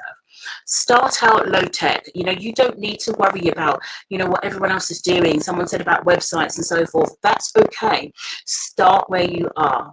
Okay. Connect with people online, build authentic relationships. If you don't know how to do that, if you don't know how to set yourself up, then I'm happy to give you some guidance and some advice in being able to do that. All right. So these are the things that you need. You need to know where to find your clients. You need to know how to create your offers. You need to know how to package them. You need to know what's unique about yourself and how it is going to be different, because we're not here about competition, but we're about collaboration. And the key thing for me is you'll never make it on your own. It's important to collaborate. It's important to joint venture. And it's important to connect yourself with people that have the same vision and the same heart that you do for making a huge change. And one of the things that I love doing, as I say, is empowering women in particular to be able to find their own space online so that they can continue to develop, you know, lifestyles for themselves that they are proud of, continuing to work their purpose that they've been called to do, but also continuing to leave a legacy for their children. Because one of the things that I, you know, want for my grandchildren is that they don't need to struggle. They don't need to suffer the way that my forefathers did, the way that maybe I did in my life. And so I'm paving the way so that that doesn't happen for them. And you can do this because being offline, you don't have as much access that you do for when you are online. My reach has gone global because of this thing called the World Wide Web. So it's not something to be scared of, it's something to embrace. It's something that's not going away. It's going to be here for a very, very long time into the future. And one of the things that we need to remember, in particular in the Black community, is that we need to support each other. We need to change the narrative about who we are, how other, you know, ethnicities see us and view us. We need more Black women and Black men sitting in places earning 6, 7, and 8 figures. Why is it that we are the ones always catching up? Well, let me just tell you this, that the way to that is to not worry about what's going on in the swampy lowland, but to stay focused, to keep your eyes on the prize, and of course, stay connected, because we are stronger together. And that's the word that I want to leave for you, is that we are stronger together. So thank you so much.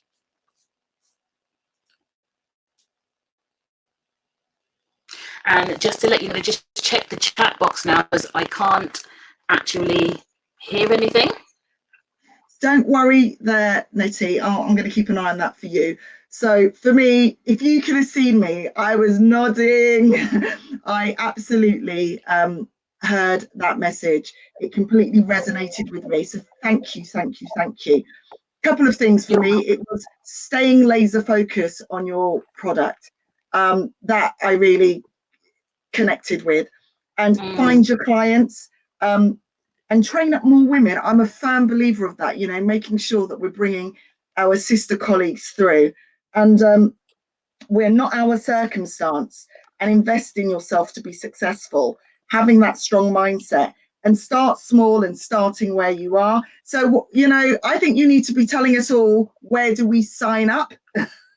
Because looking at the comments, I think you've got a few people that are very interested in your coaching methodology and your style. So, you know, if anybody's interested in yourself, where do we go?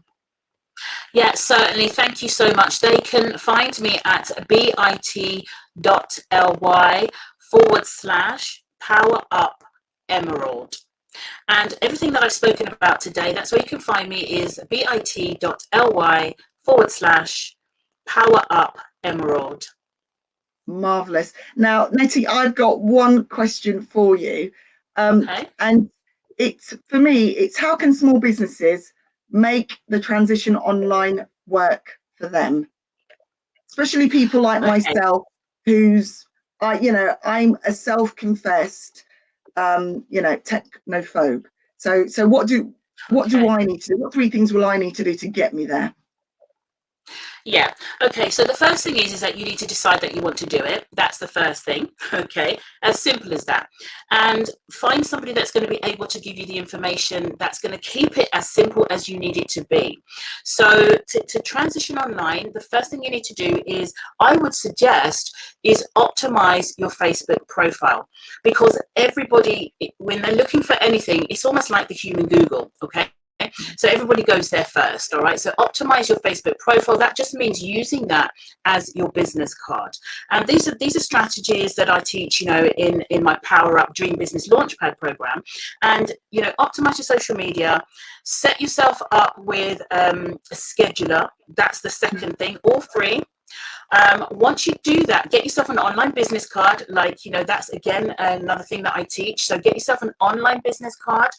And then, of course, when you need to work out who is it that you want to serve. So by monitoring the market, I think that is an important thing to do, and getting some guidance on really refining who it is that you want to serve, and really just make yourself available, hang out where they are, connect with groups, you know, whatever platform it is that you are most comfortable with, because there's a different strategy across Instagram, across Facebook, across LinkedIn. There are all 3 different strategies, you know, for engagement on those platforms. But that's what I would suggest first, and knowing exactly how you can fill the gap. Fantastic advice. Fantastic advice.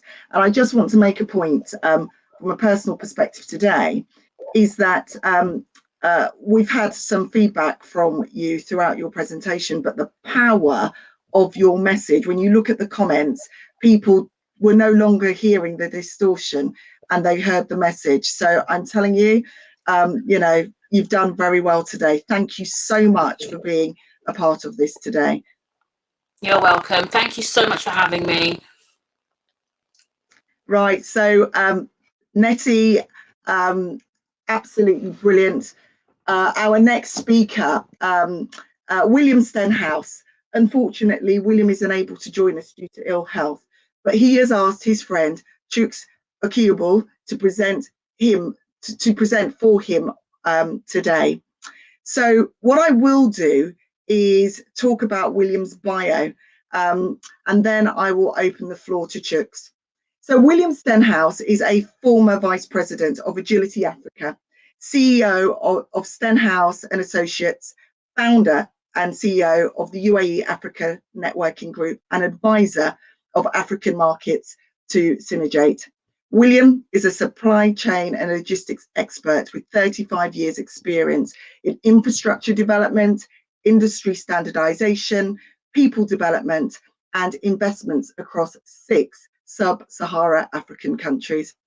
Having founded the UAE Africa Networking Group in 2016, The group is established as a Dubai-based networking business platform that promotes relationships building and collaboration between the UAE and various African markets.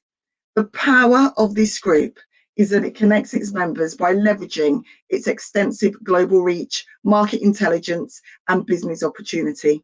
This group has a global footprint of more than 1,000 members, comprising of small and medium enterprises, which includes investors, professional service organisations, multinational companies, local companies, government bodies, and young entrepreneurs.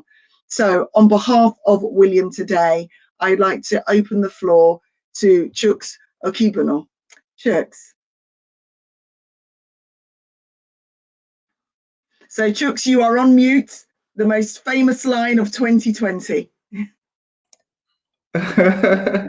Thank you, Patricia. I suppose everyone can hear me now and the sound is clear.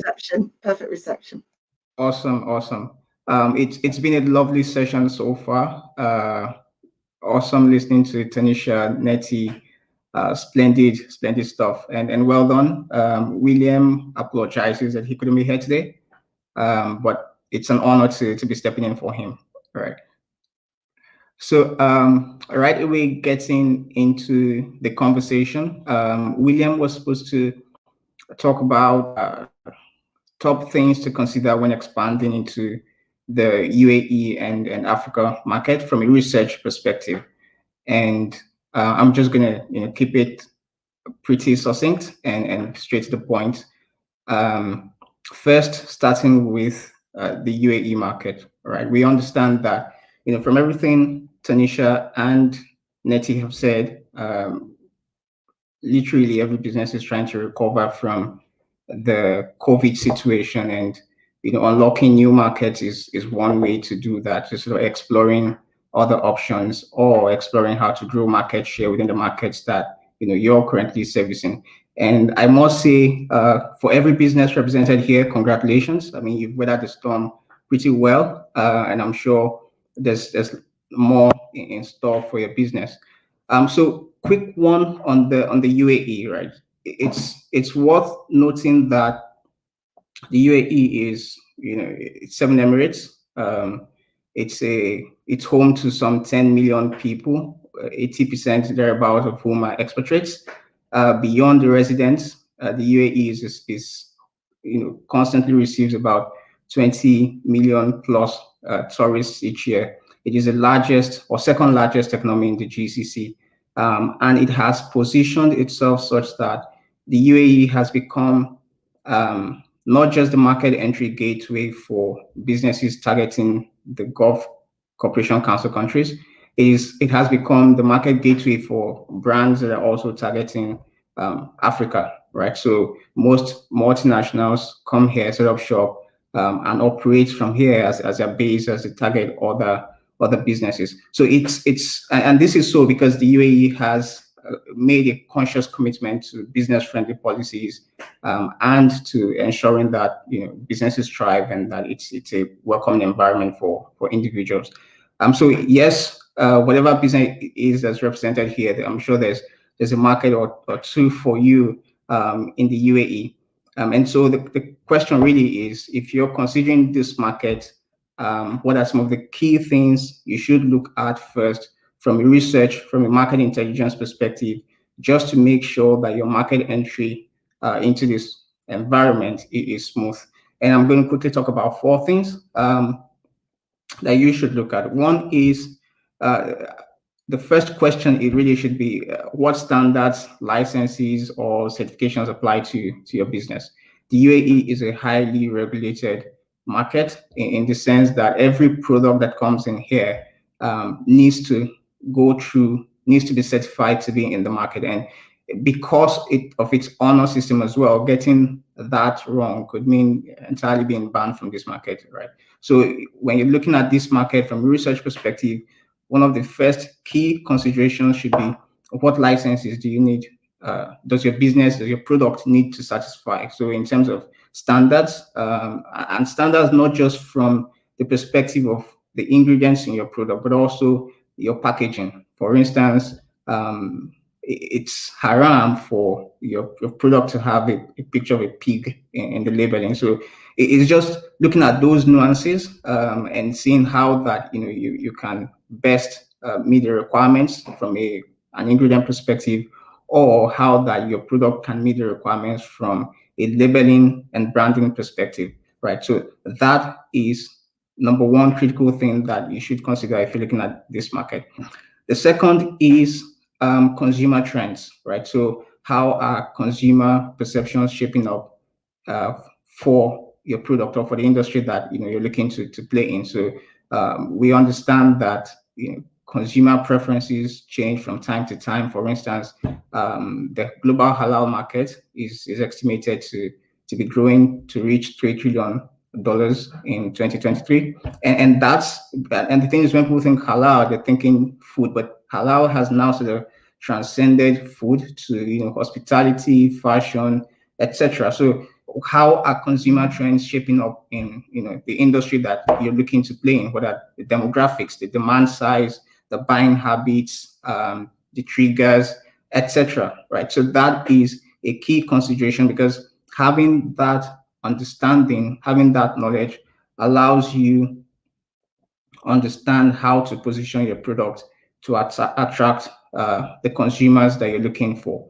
The other thing, and the third thing to consider, is what are incumbents in this industry doing? So how are they positioned? Who are they from a branding perspective? How are they positioning the brand? How are their products positioned? What outlets are they using? What price points are they pushing the products on? So that it gives you a good understanding of the channels of promotion, of the price points, of the brand positioning perspectives that you need to consider coming in here.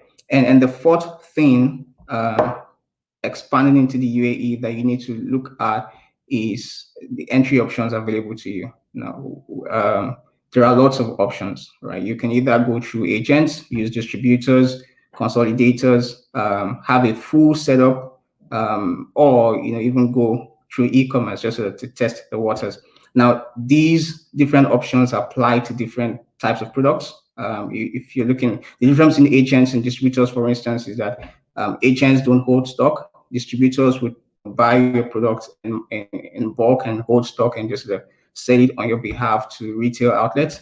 Consolidators are already selling into this market, perhaps in your market, and they have the footwork already. So you could just add your product to theirs and use that as a vehicle to access the market. So understanding the routes via which other players, other products are coming in that are similar to yours would give you a rounded understanding of the options available to your business, to your products, to access this market. So those really are the four critical things you need to consider from a research perspective when looking at the UAE market. It is also worth bearing in mind that, of course, there are cultural differences. One of my most loved quotes here is a local Emirati quote that says that haste is the devil's work, meaning that they're not in a haste to do things, right? From a business perspective, it shows that they take their time to make decisions. Business is first, relationships are first built before business is transacted. So that also sort of impacts on your expectations coming into this market, how that you approach, selling, how that you approach prospecting, etc. Also, another thing, for instance, to bear in mind is that communication here is people communicate better here via WhatsApp than via email. So if you want to reach somebody, WhatsApp is perhaps a better medium to have a conversation with them if you want a faster response versus email. So those nuances of doing business in this market are also key to note if you're looking to expand into this market. So those are the key things to consider if you're looking at expanding into the UAE. Now, if you're looking at Africa as a whole, and sort of expanding into Africa, it is worth mentioning, I think we're all blacks here, Africa is a continent of 54 countries, over 3,000 ethnic groups, 2,000 languages, 1.2 billion people. So it's the first thing to literally sort of consider is market selection. Which market, which country am I going to expand into, right? And making that selection boils down to, selecting, looking at the macroeconomic environment, the stability of the economy, the growth, security, economic competitiveness, and a bunch of other factors that help you understand how stable, how conducive the local environment is for the product that you're looking to bring in. The second thing to consider, in addition to, of course, all of the things we've mentioned for UAE, is market availability and readiness, right? So you've got to be able to demand, to model the available market size for your product, and the obtainable market size, right? So how many people are buying this? What is the potential market? How many of that potential market might you be able to get? So summarily, those are some of the key things to consider when expanding into the UAE, or Africa. And we've sort of had the privilege of helping brands do that across the GCC and the African continent. I think that's it summarily. I'll be happy to answer any specific questions, because research is, especially when it comes to market intelligence, sector specific, product specific. So whilst these provide a generic framework for the things to consider when coming to this market, when you go from product to product or industry wise, then the requirements begin to shape up and begin to become more specific. So happy to answer any questions in that regard. Thank you, everyone.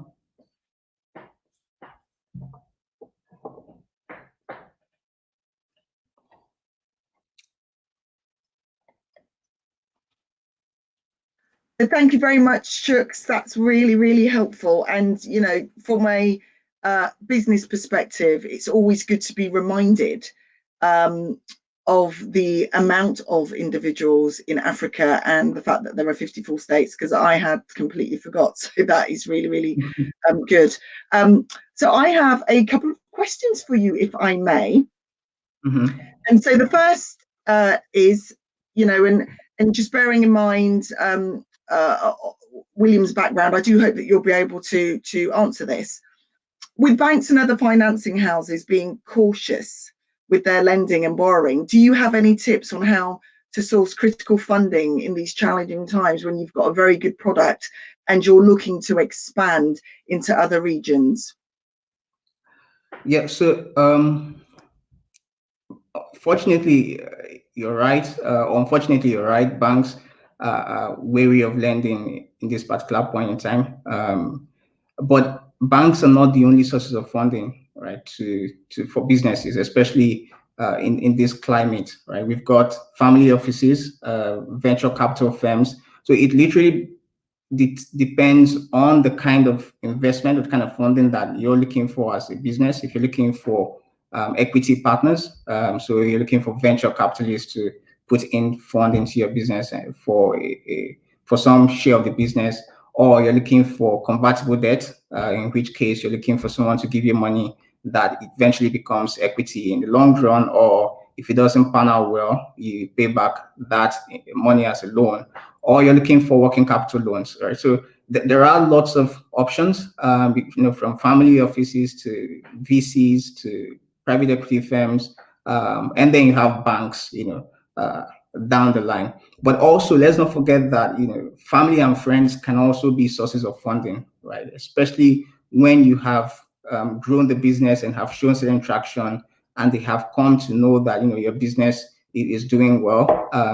It's one sort of funding often overlooked, but which is also very, very potent, because you can get funding at very cheap interest rates when you get it from family and friends, right? They want to support you. They understand that every business is on the path to recovery, and if you lay your case well and say, hey guys, I need X amounts of money, I'm going to pay back in X amount of time, it's for this purpose, I'm sure you'd have people who would upfront you that cash.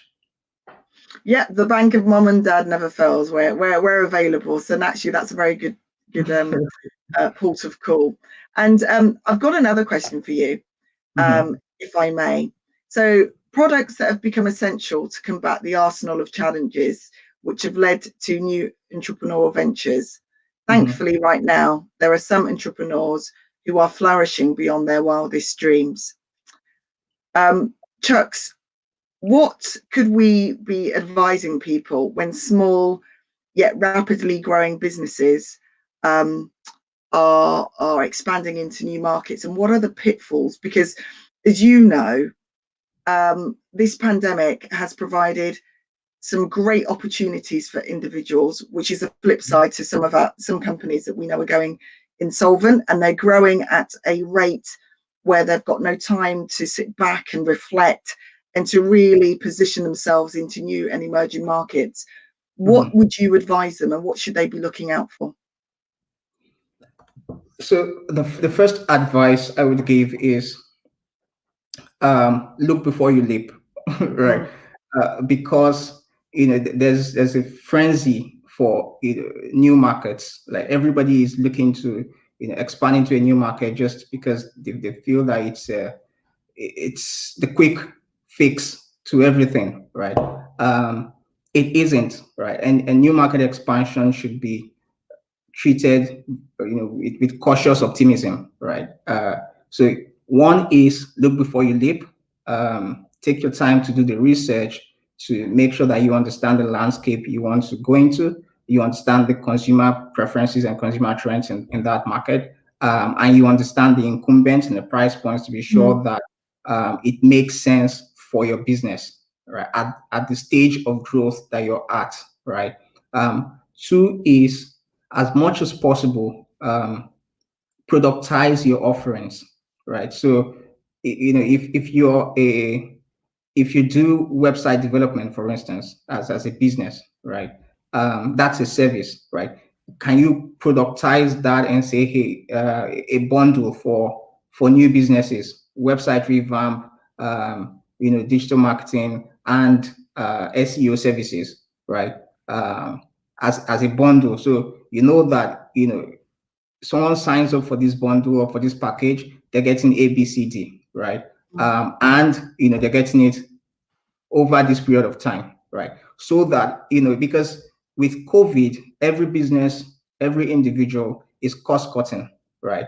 You're prioritizing what makes sense. You're prioritizing your cost items. You're prioritizing what you should do and focus on as a business, right? So it also means that from an expenditure perspective, people are looking for bundles of products that would help their business move from point A to point B on the path to survival. So what services do I offer, and how can I productize it? It's like putting in like KFC bucket chicken, for instance, right? A bucket of services and say, hey, this is for you if you're at this stage of growth. If you're a startup, these are services for you. If you're an SME, these are services for you. If you're a multinational organization, these are services for you. And hey, we provide A, B, C, D, right? So I think that is one, productize your offerings. And the third, find a way to, sort of in line with productizing, but find a way to convert your services. So, for instance, we're a research organization, and one of the things we've done going into this year, which was thankfully good for us before COVID lockdown and all happened, was that we built a platform. Because one of the requests we get very often is, oh, help us analyze this market, looking at this information. So we built a platform, right, where we have economic information and data on all 54 countries in Africa and the GCC, right?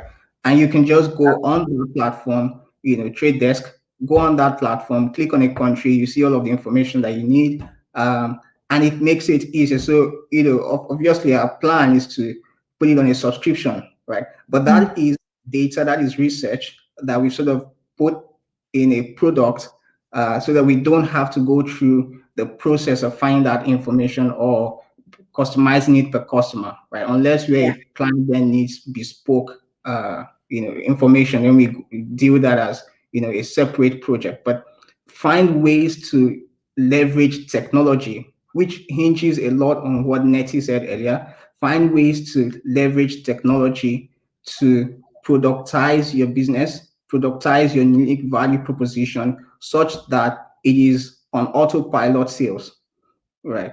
And you have revenue coming in with minimal human involvement on delivering that service, right? So those are some of the things that I would recommend. And the third, of course, e-commerce, right? Everybody is looking at ways. People aren't going out as much. People are buying online. E-commerce spend is rising. So how can you leverage that? Of course, again, Nettie and Tanisha have said a lot in that regard, but it is worth emphasizing that you can grow an empire, you can grow your business from, by 2x, 3x what your revenue currently is by leveraging e-commerce. And we've seen that happen. We had a product, an e-commerce platform, and we've seen revenue grow in the last 1 year by 10x, right? Wow. Yeah, by 10x. Wow. What we did was we did Facebook marketing, we did influencer marketing, and it was just that, right? And you were surprised how many people are on Facebook, how many people are interacting with, some of the questions we get, okay, is this legit? Because we're constantly targeting people, and we have to say, oh yes, it is legit. We've got testimonials here and there, and people would buy, right? So leverage digital channels, e-commerce, and you will see growth even beyond expanding to new markets. You can expand into the UAE. First, try out with e-commerce. If you're a direct to consumer product, have your e-commerce platform up, target folks in the UAE, see how well they respond, right? If you're getting demand from people here, then there's a market. Then you can invest in setting up infrastructure and doing a whole bunch of other things to get the product physically in here. But baby steps, look before you leap, productize e-commerce, and you'll be good. Amazing. So I've got one more question for you, and then you're off the hook for a bit. So, Sure. business pundits have been discussing that business should be reevaluating their UVP, so their unique value proposition. Do you agree with this position? And if so, can you give some insight as to how this can be achieved for an SME, for example? Definitely, I agree. And if we look at an honest assessment of ourselves and how our consumption preferences have changed since COVID started, we will very easily realize that consumer preferences are changing generally, right? I don't like going to the office as much anymore because I know I can get stuff done. I'm cutting down, for instance, on office space because I've seen that my folks are productive, from the house. And if we even look at food and beverage, right, we've seen research say that people who eat healthier, beat the virus better and faster. So generally, we see how even COVID itself is changing consumer preferences, right? We see consequently how certain brands are pushing certain products because they know it appeals to the climate, right? So certain brands are pushing healthier products because they know people want to stay healthy, right?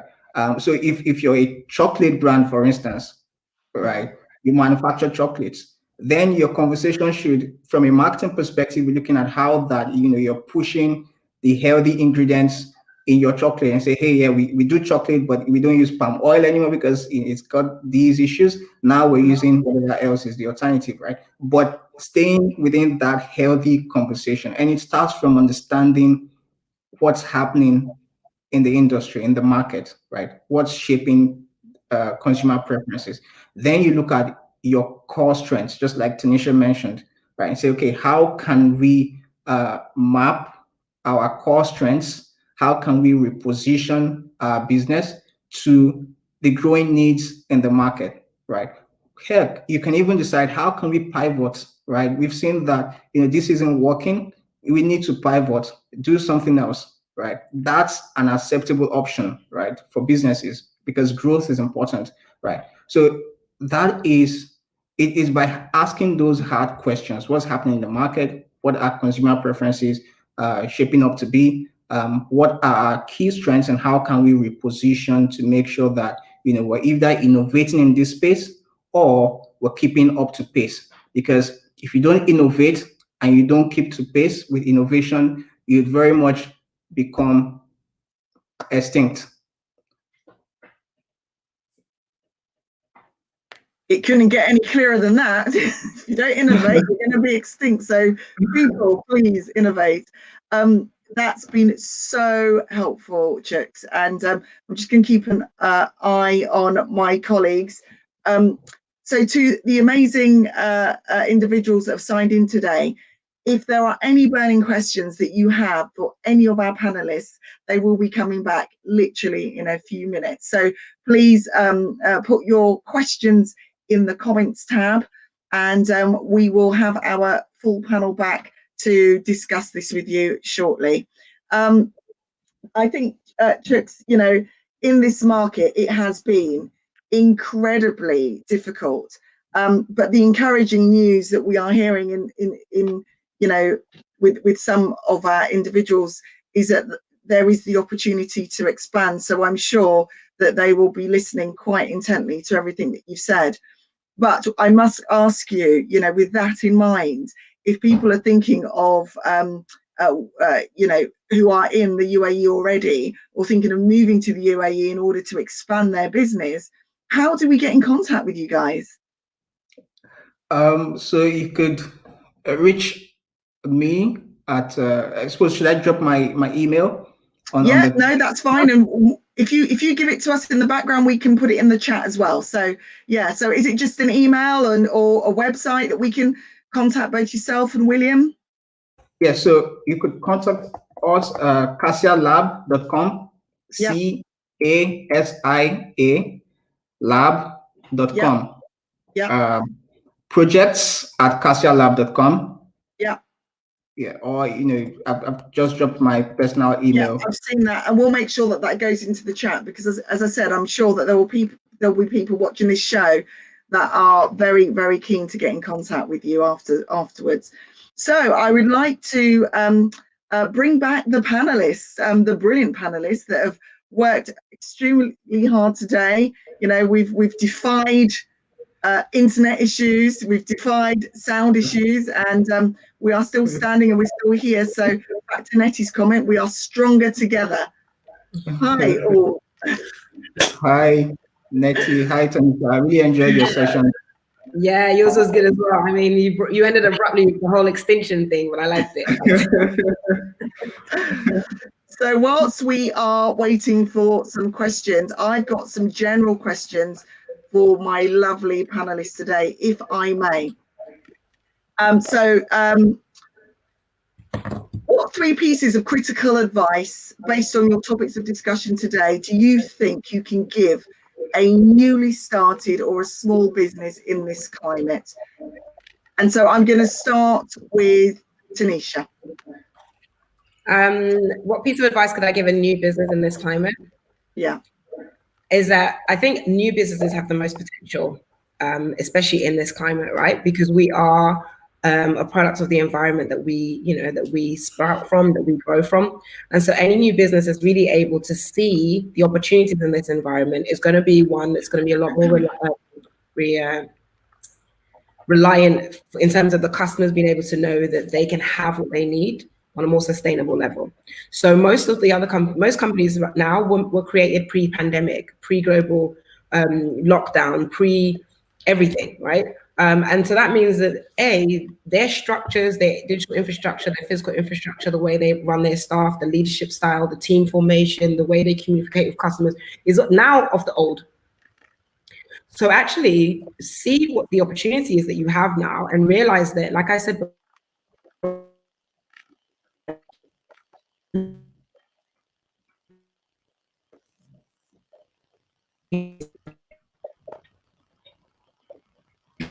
So Tanisha, you've paused. Is everybody else still moving? Yeah, that's great. So whilst we get Tanisha back, can I ask Chucks to answer the question, if that's okay? Would you like me to reread it, Chucks? Are you good? I'm good. So the top three advice to new businesses Yes, starting in this please. era. The first would be don't be afraid to fail, right? Um, because literally every business is reinventing itself, and so the original idea you start with might not be what you end up with at the end of the month, at the end of the year, or at the end of 5 years, right? So don't be afraid to fail, right? So just get that, be prepared for that eventuality if it does happen. The second piece of advice would be to be data driven, right? So if you need to have ways to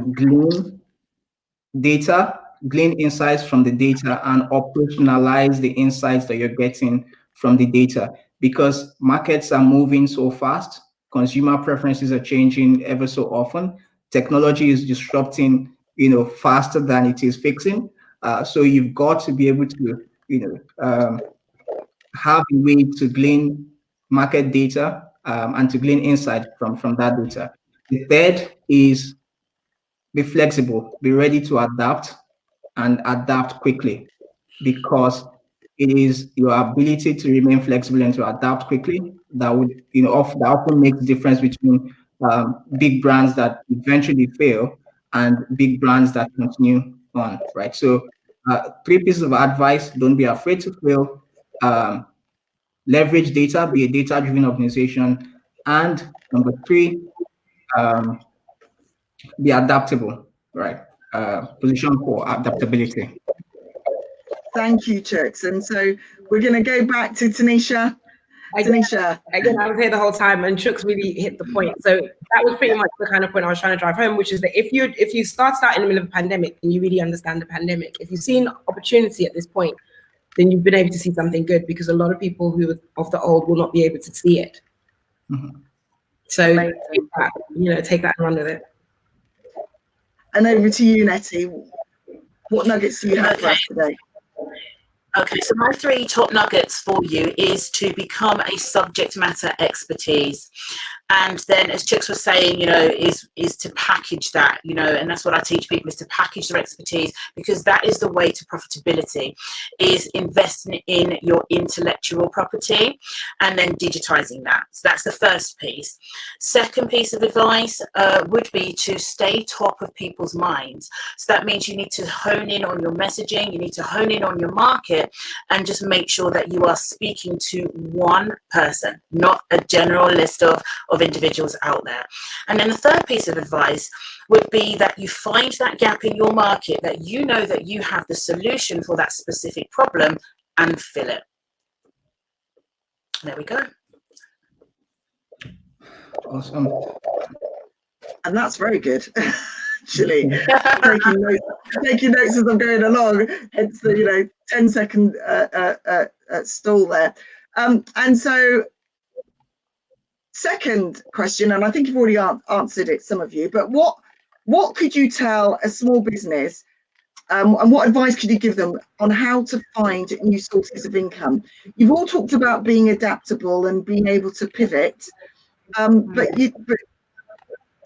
beginning of the year, I'm a company, I've got a product, I'm selling widgets, that's all I've ever wanted to do. I've thrown my life savings into selling widgets, and then we get into this stage whereby, the world landscape economy has changed. How do I move into that space of being able to pivot? How can I be flexible in my approach to the market? Can you hear me okay? Yes, we can. I personally would say, like, the most important thing to do is to not think about yourself, because it's not about you. You're not your customer. And I think that's what a lot of business owners do. That's the wrong thing to do. You're not you. You're not going to buy this thing for the way you're selling it. You're not going to buy it for the price that you're selling it, especially if you pitch it too high. So then you start to have these kind of like anxieties.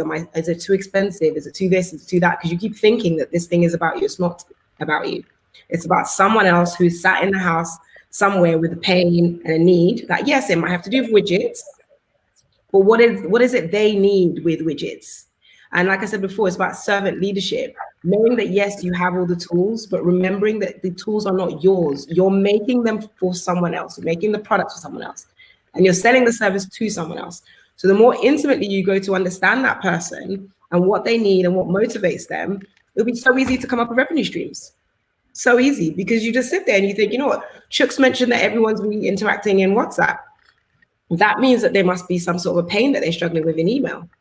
Let me try and understand that. Let me try and understand that more. And maybe there's a widget that I can create that has some sort of connection between email and WhatsApp, right? So you stick with your widgets, but you're supporting someone with something that they need, a validated need that they will pay for.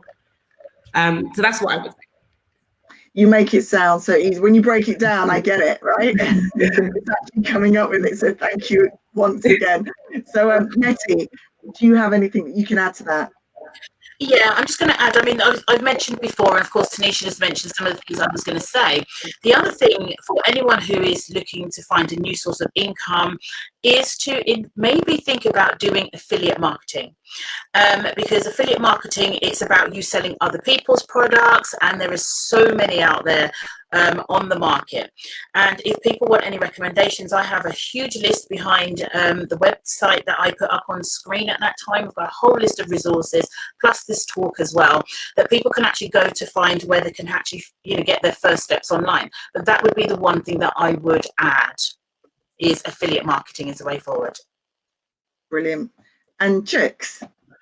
Had to add anything with what Tanisha and Nettie have said already. I know, right? The challenge of this talk. I will reiterate, you know, the point around talking to your employees, especially the ones who are constantly interfacing with your clients, right? Because the easiest way I've found to earn more revenue is to get increased wallet share, right, from your existing customers, right? So how do you increase your wallet share, their spend with you, right? Find some other issue or some other service that you can offer them that they will pay for, right? And you can find this out by talking to your employees who interface with your customers, by talking directly with your customers, or like Tanisha mentioned earlier, just doing your UVP all over again, right? Have your canvas in front of you and just look at their day to day, right? What else are we positioned? What other gap are we positioned to fill? And go at it. I mean, just to add to that about doing that again is, I think we just have to remember that our customers are human beings just like us, right? So maybe our customers started working with us last year. They've evolved from last year to today, just like you've evolved. And so there is that massive opportunity to increase the wallet share. I've never heard that before, but I'm going to use that now, because what's the share of the wallet that you get from them, and how much more can you increase it with this new evolved version of them, right? So maybe when you start interacting with them, they were a university student, and now they're moving into their first job. How can you now offer them something to do the pains of being in that first job, or into the pains of running their first business, or now their second business, having their first child, being, all of these things that happen, they always have a role to play in whatever it is that's the product and service that you offer. So really like that you made that point, Kush. I mean, Kush, Chucks. Absolutely brilliant. Thank you. Today, there has been so much rich content in all of you. You've brought so many different nuggets to the table. And, I've got my people watching, and I just need to let you know what somebody has been texting me what's with you live today. And somebody said to me, I needed this today. I was doubting myself again and again with this market. And I can't say some of what he said, but he says, I needed this empowering conversation, and I'm going to finish what I started. So this is somebody with a new business that has found it very difficult in this climate, who is determined to finish what they've started based on just hearing you three today. So, and I'm sure there are lots of people out there that are listening, whereby you have absolutely made a difference, because you really have to me as well. So thank you so much for your contribution today. I am going to invite the amazing Diana Powell back to our screens, co-founder, and and then she's going to talk to all of you. I'm just going to, before I do that, let me just double check that there were no questions. No, and that is because our speakers have been absolutely brilliant, and they've answered everything as we've gone along. So The power of knowing your subject matter. So I'm just double checking now just to see where Diana is. I think she's on her way in. So bear with us. Hello again. I'm back, and Yay! you know, I was here taking my notes as well. But you know, it's when I listened to you all, it kind of homes into, you know, what Black Economic Collective represents. You know, I mentioned earlier on, our mission is to foster sustainable economic development, to create a foundation that unifies and educates and enables and elevates economic prosperity. And today, you've all encapsulated that. You know, we have speakers in the UAE, and we have speakers in the UK, in Dubai.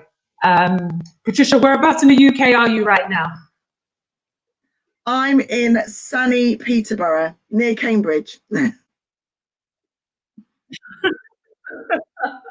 But what we're seeing here is the opportunities that has presented itself, because once upon a time, you know, to have us all like this wouldn't necessarily be as easy as it is now.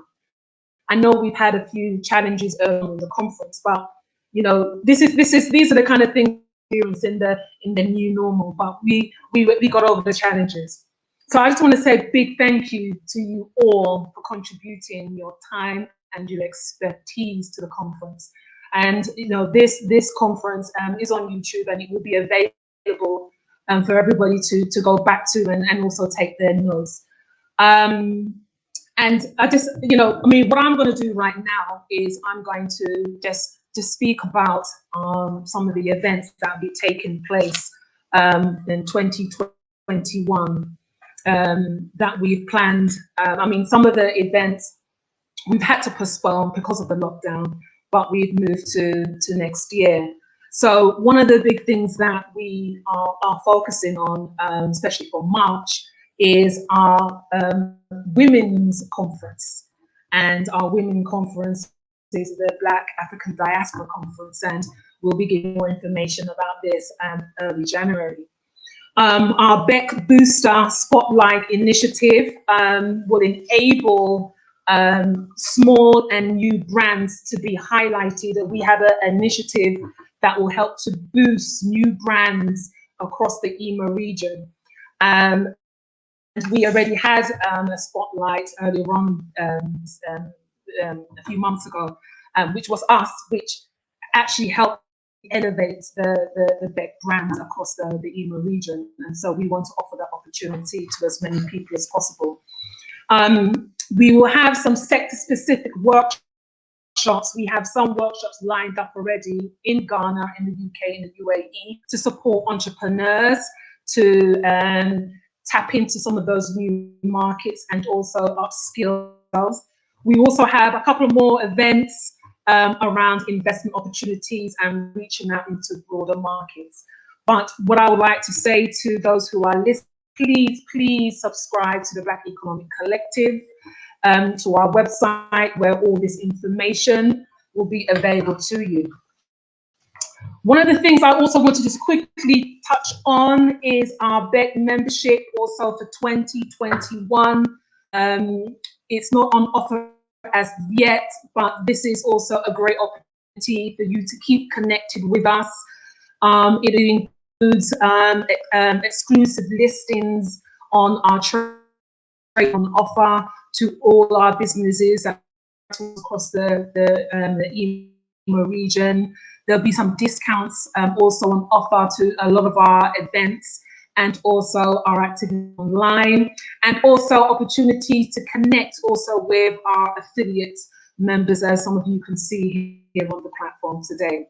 So what I would like to say again on the behalf of the Black Economic Collective, thank you very much for the wonderful Patricia Lord. You were amazing today.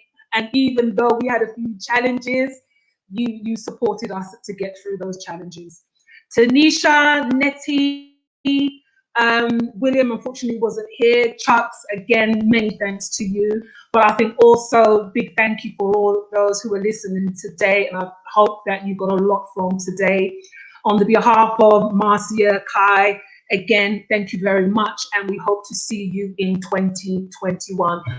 Not to forgetting, our media partner, Got Push TV, the people that's been behind the scenes. Thank you very much, Got Push TV, the #1 Black conscious platform. The video, YouTube will be streaming live on their platform. So please to Got Push TV for quality content. So thank you again on behalf of the Black Economic Collective. Goodbye.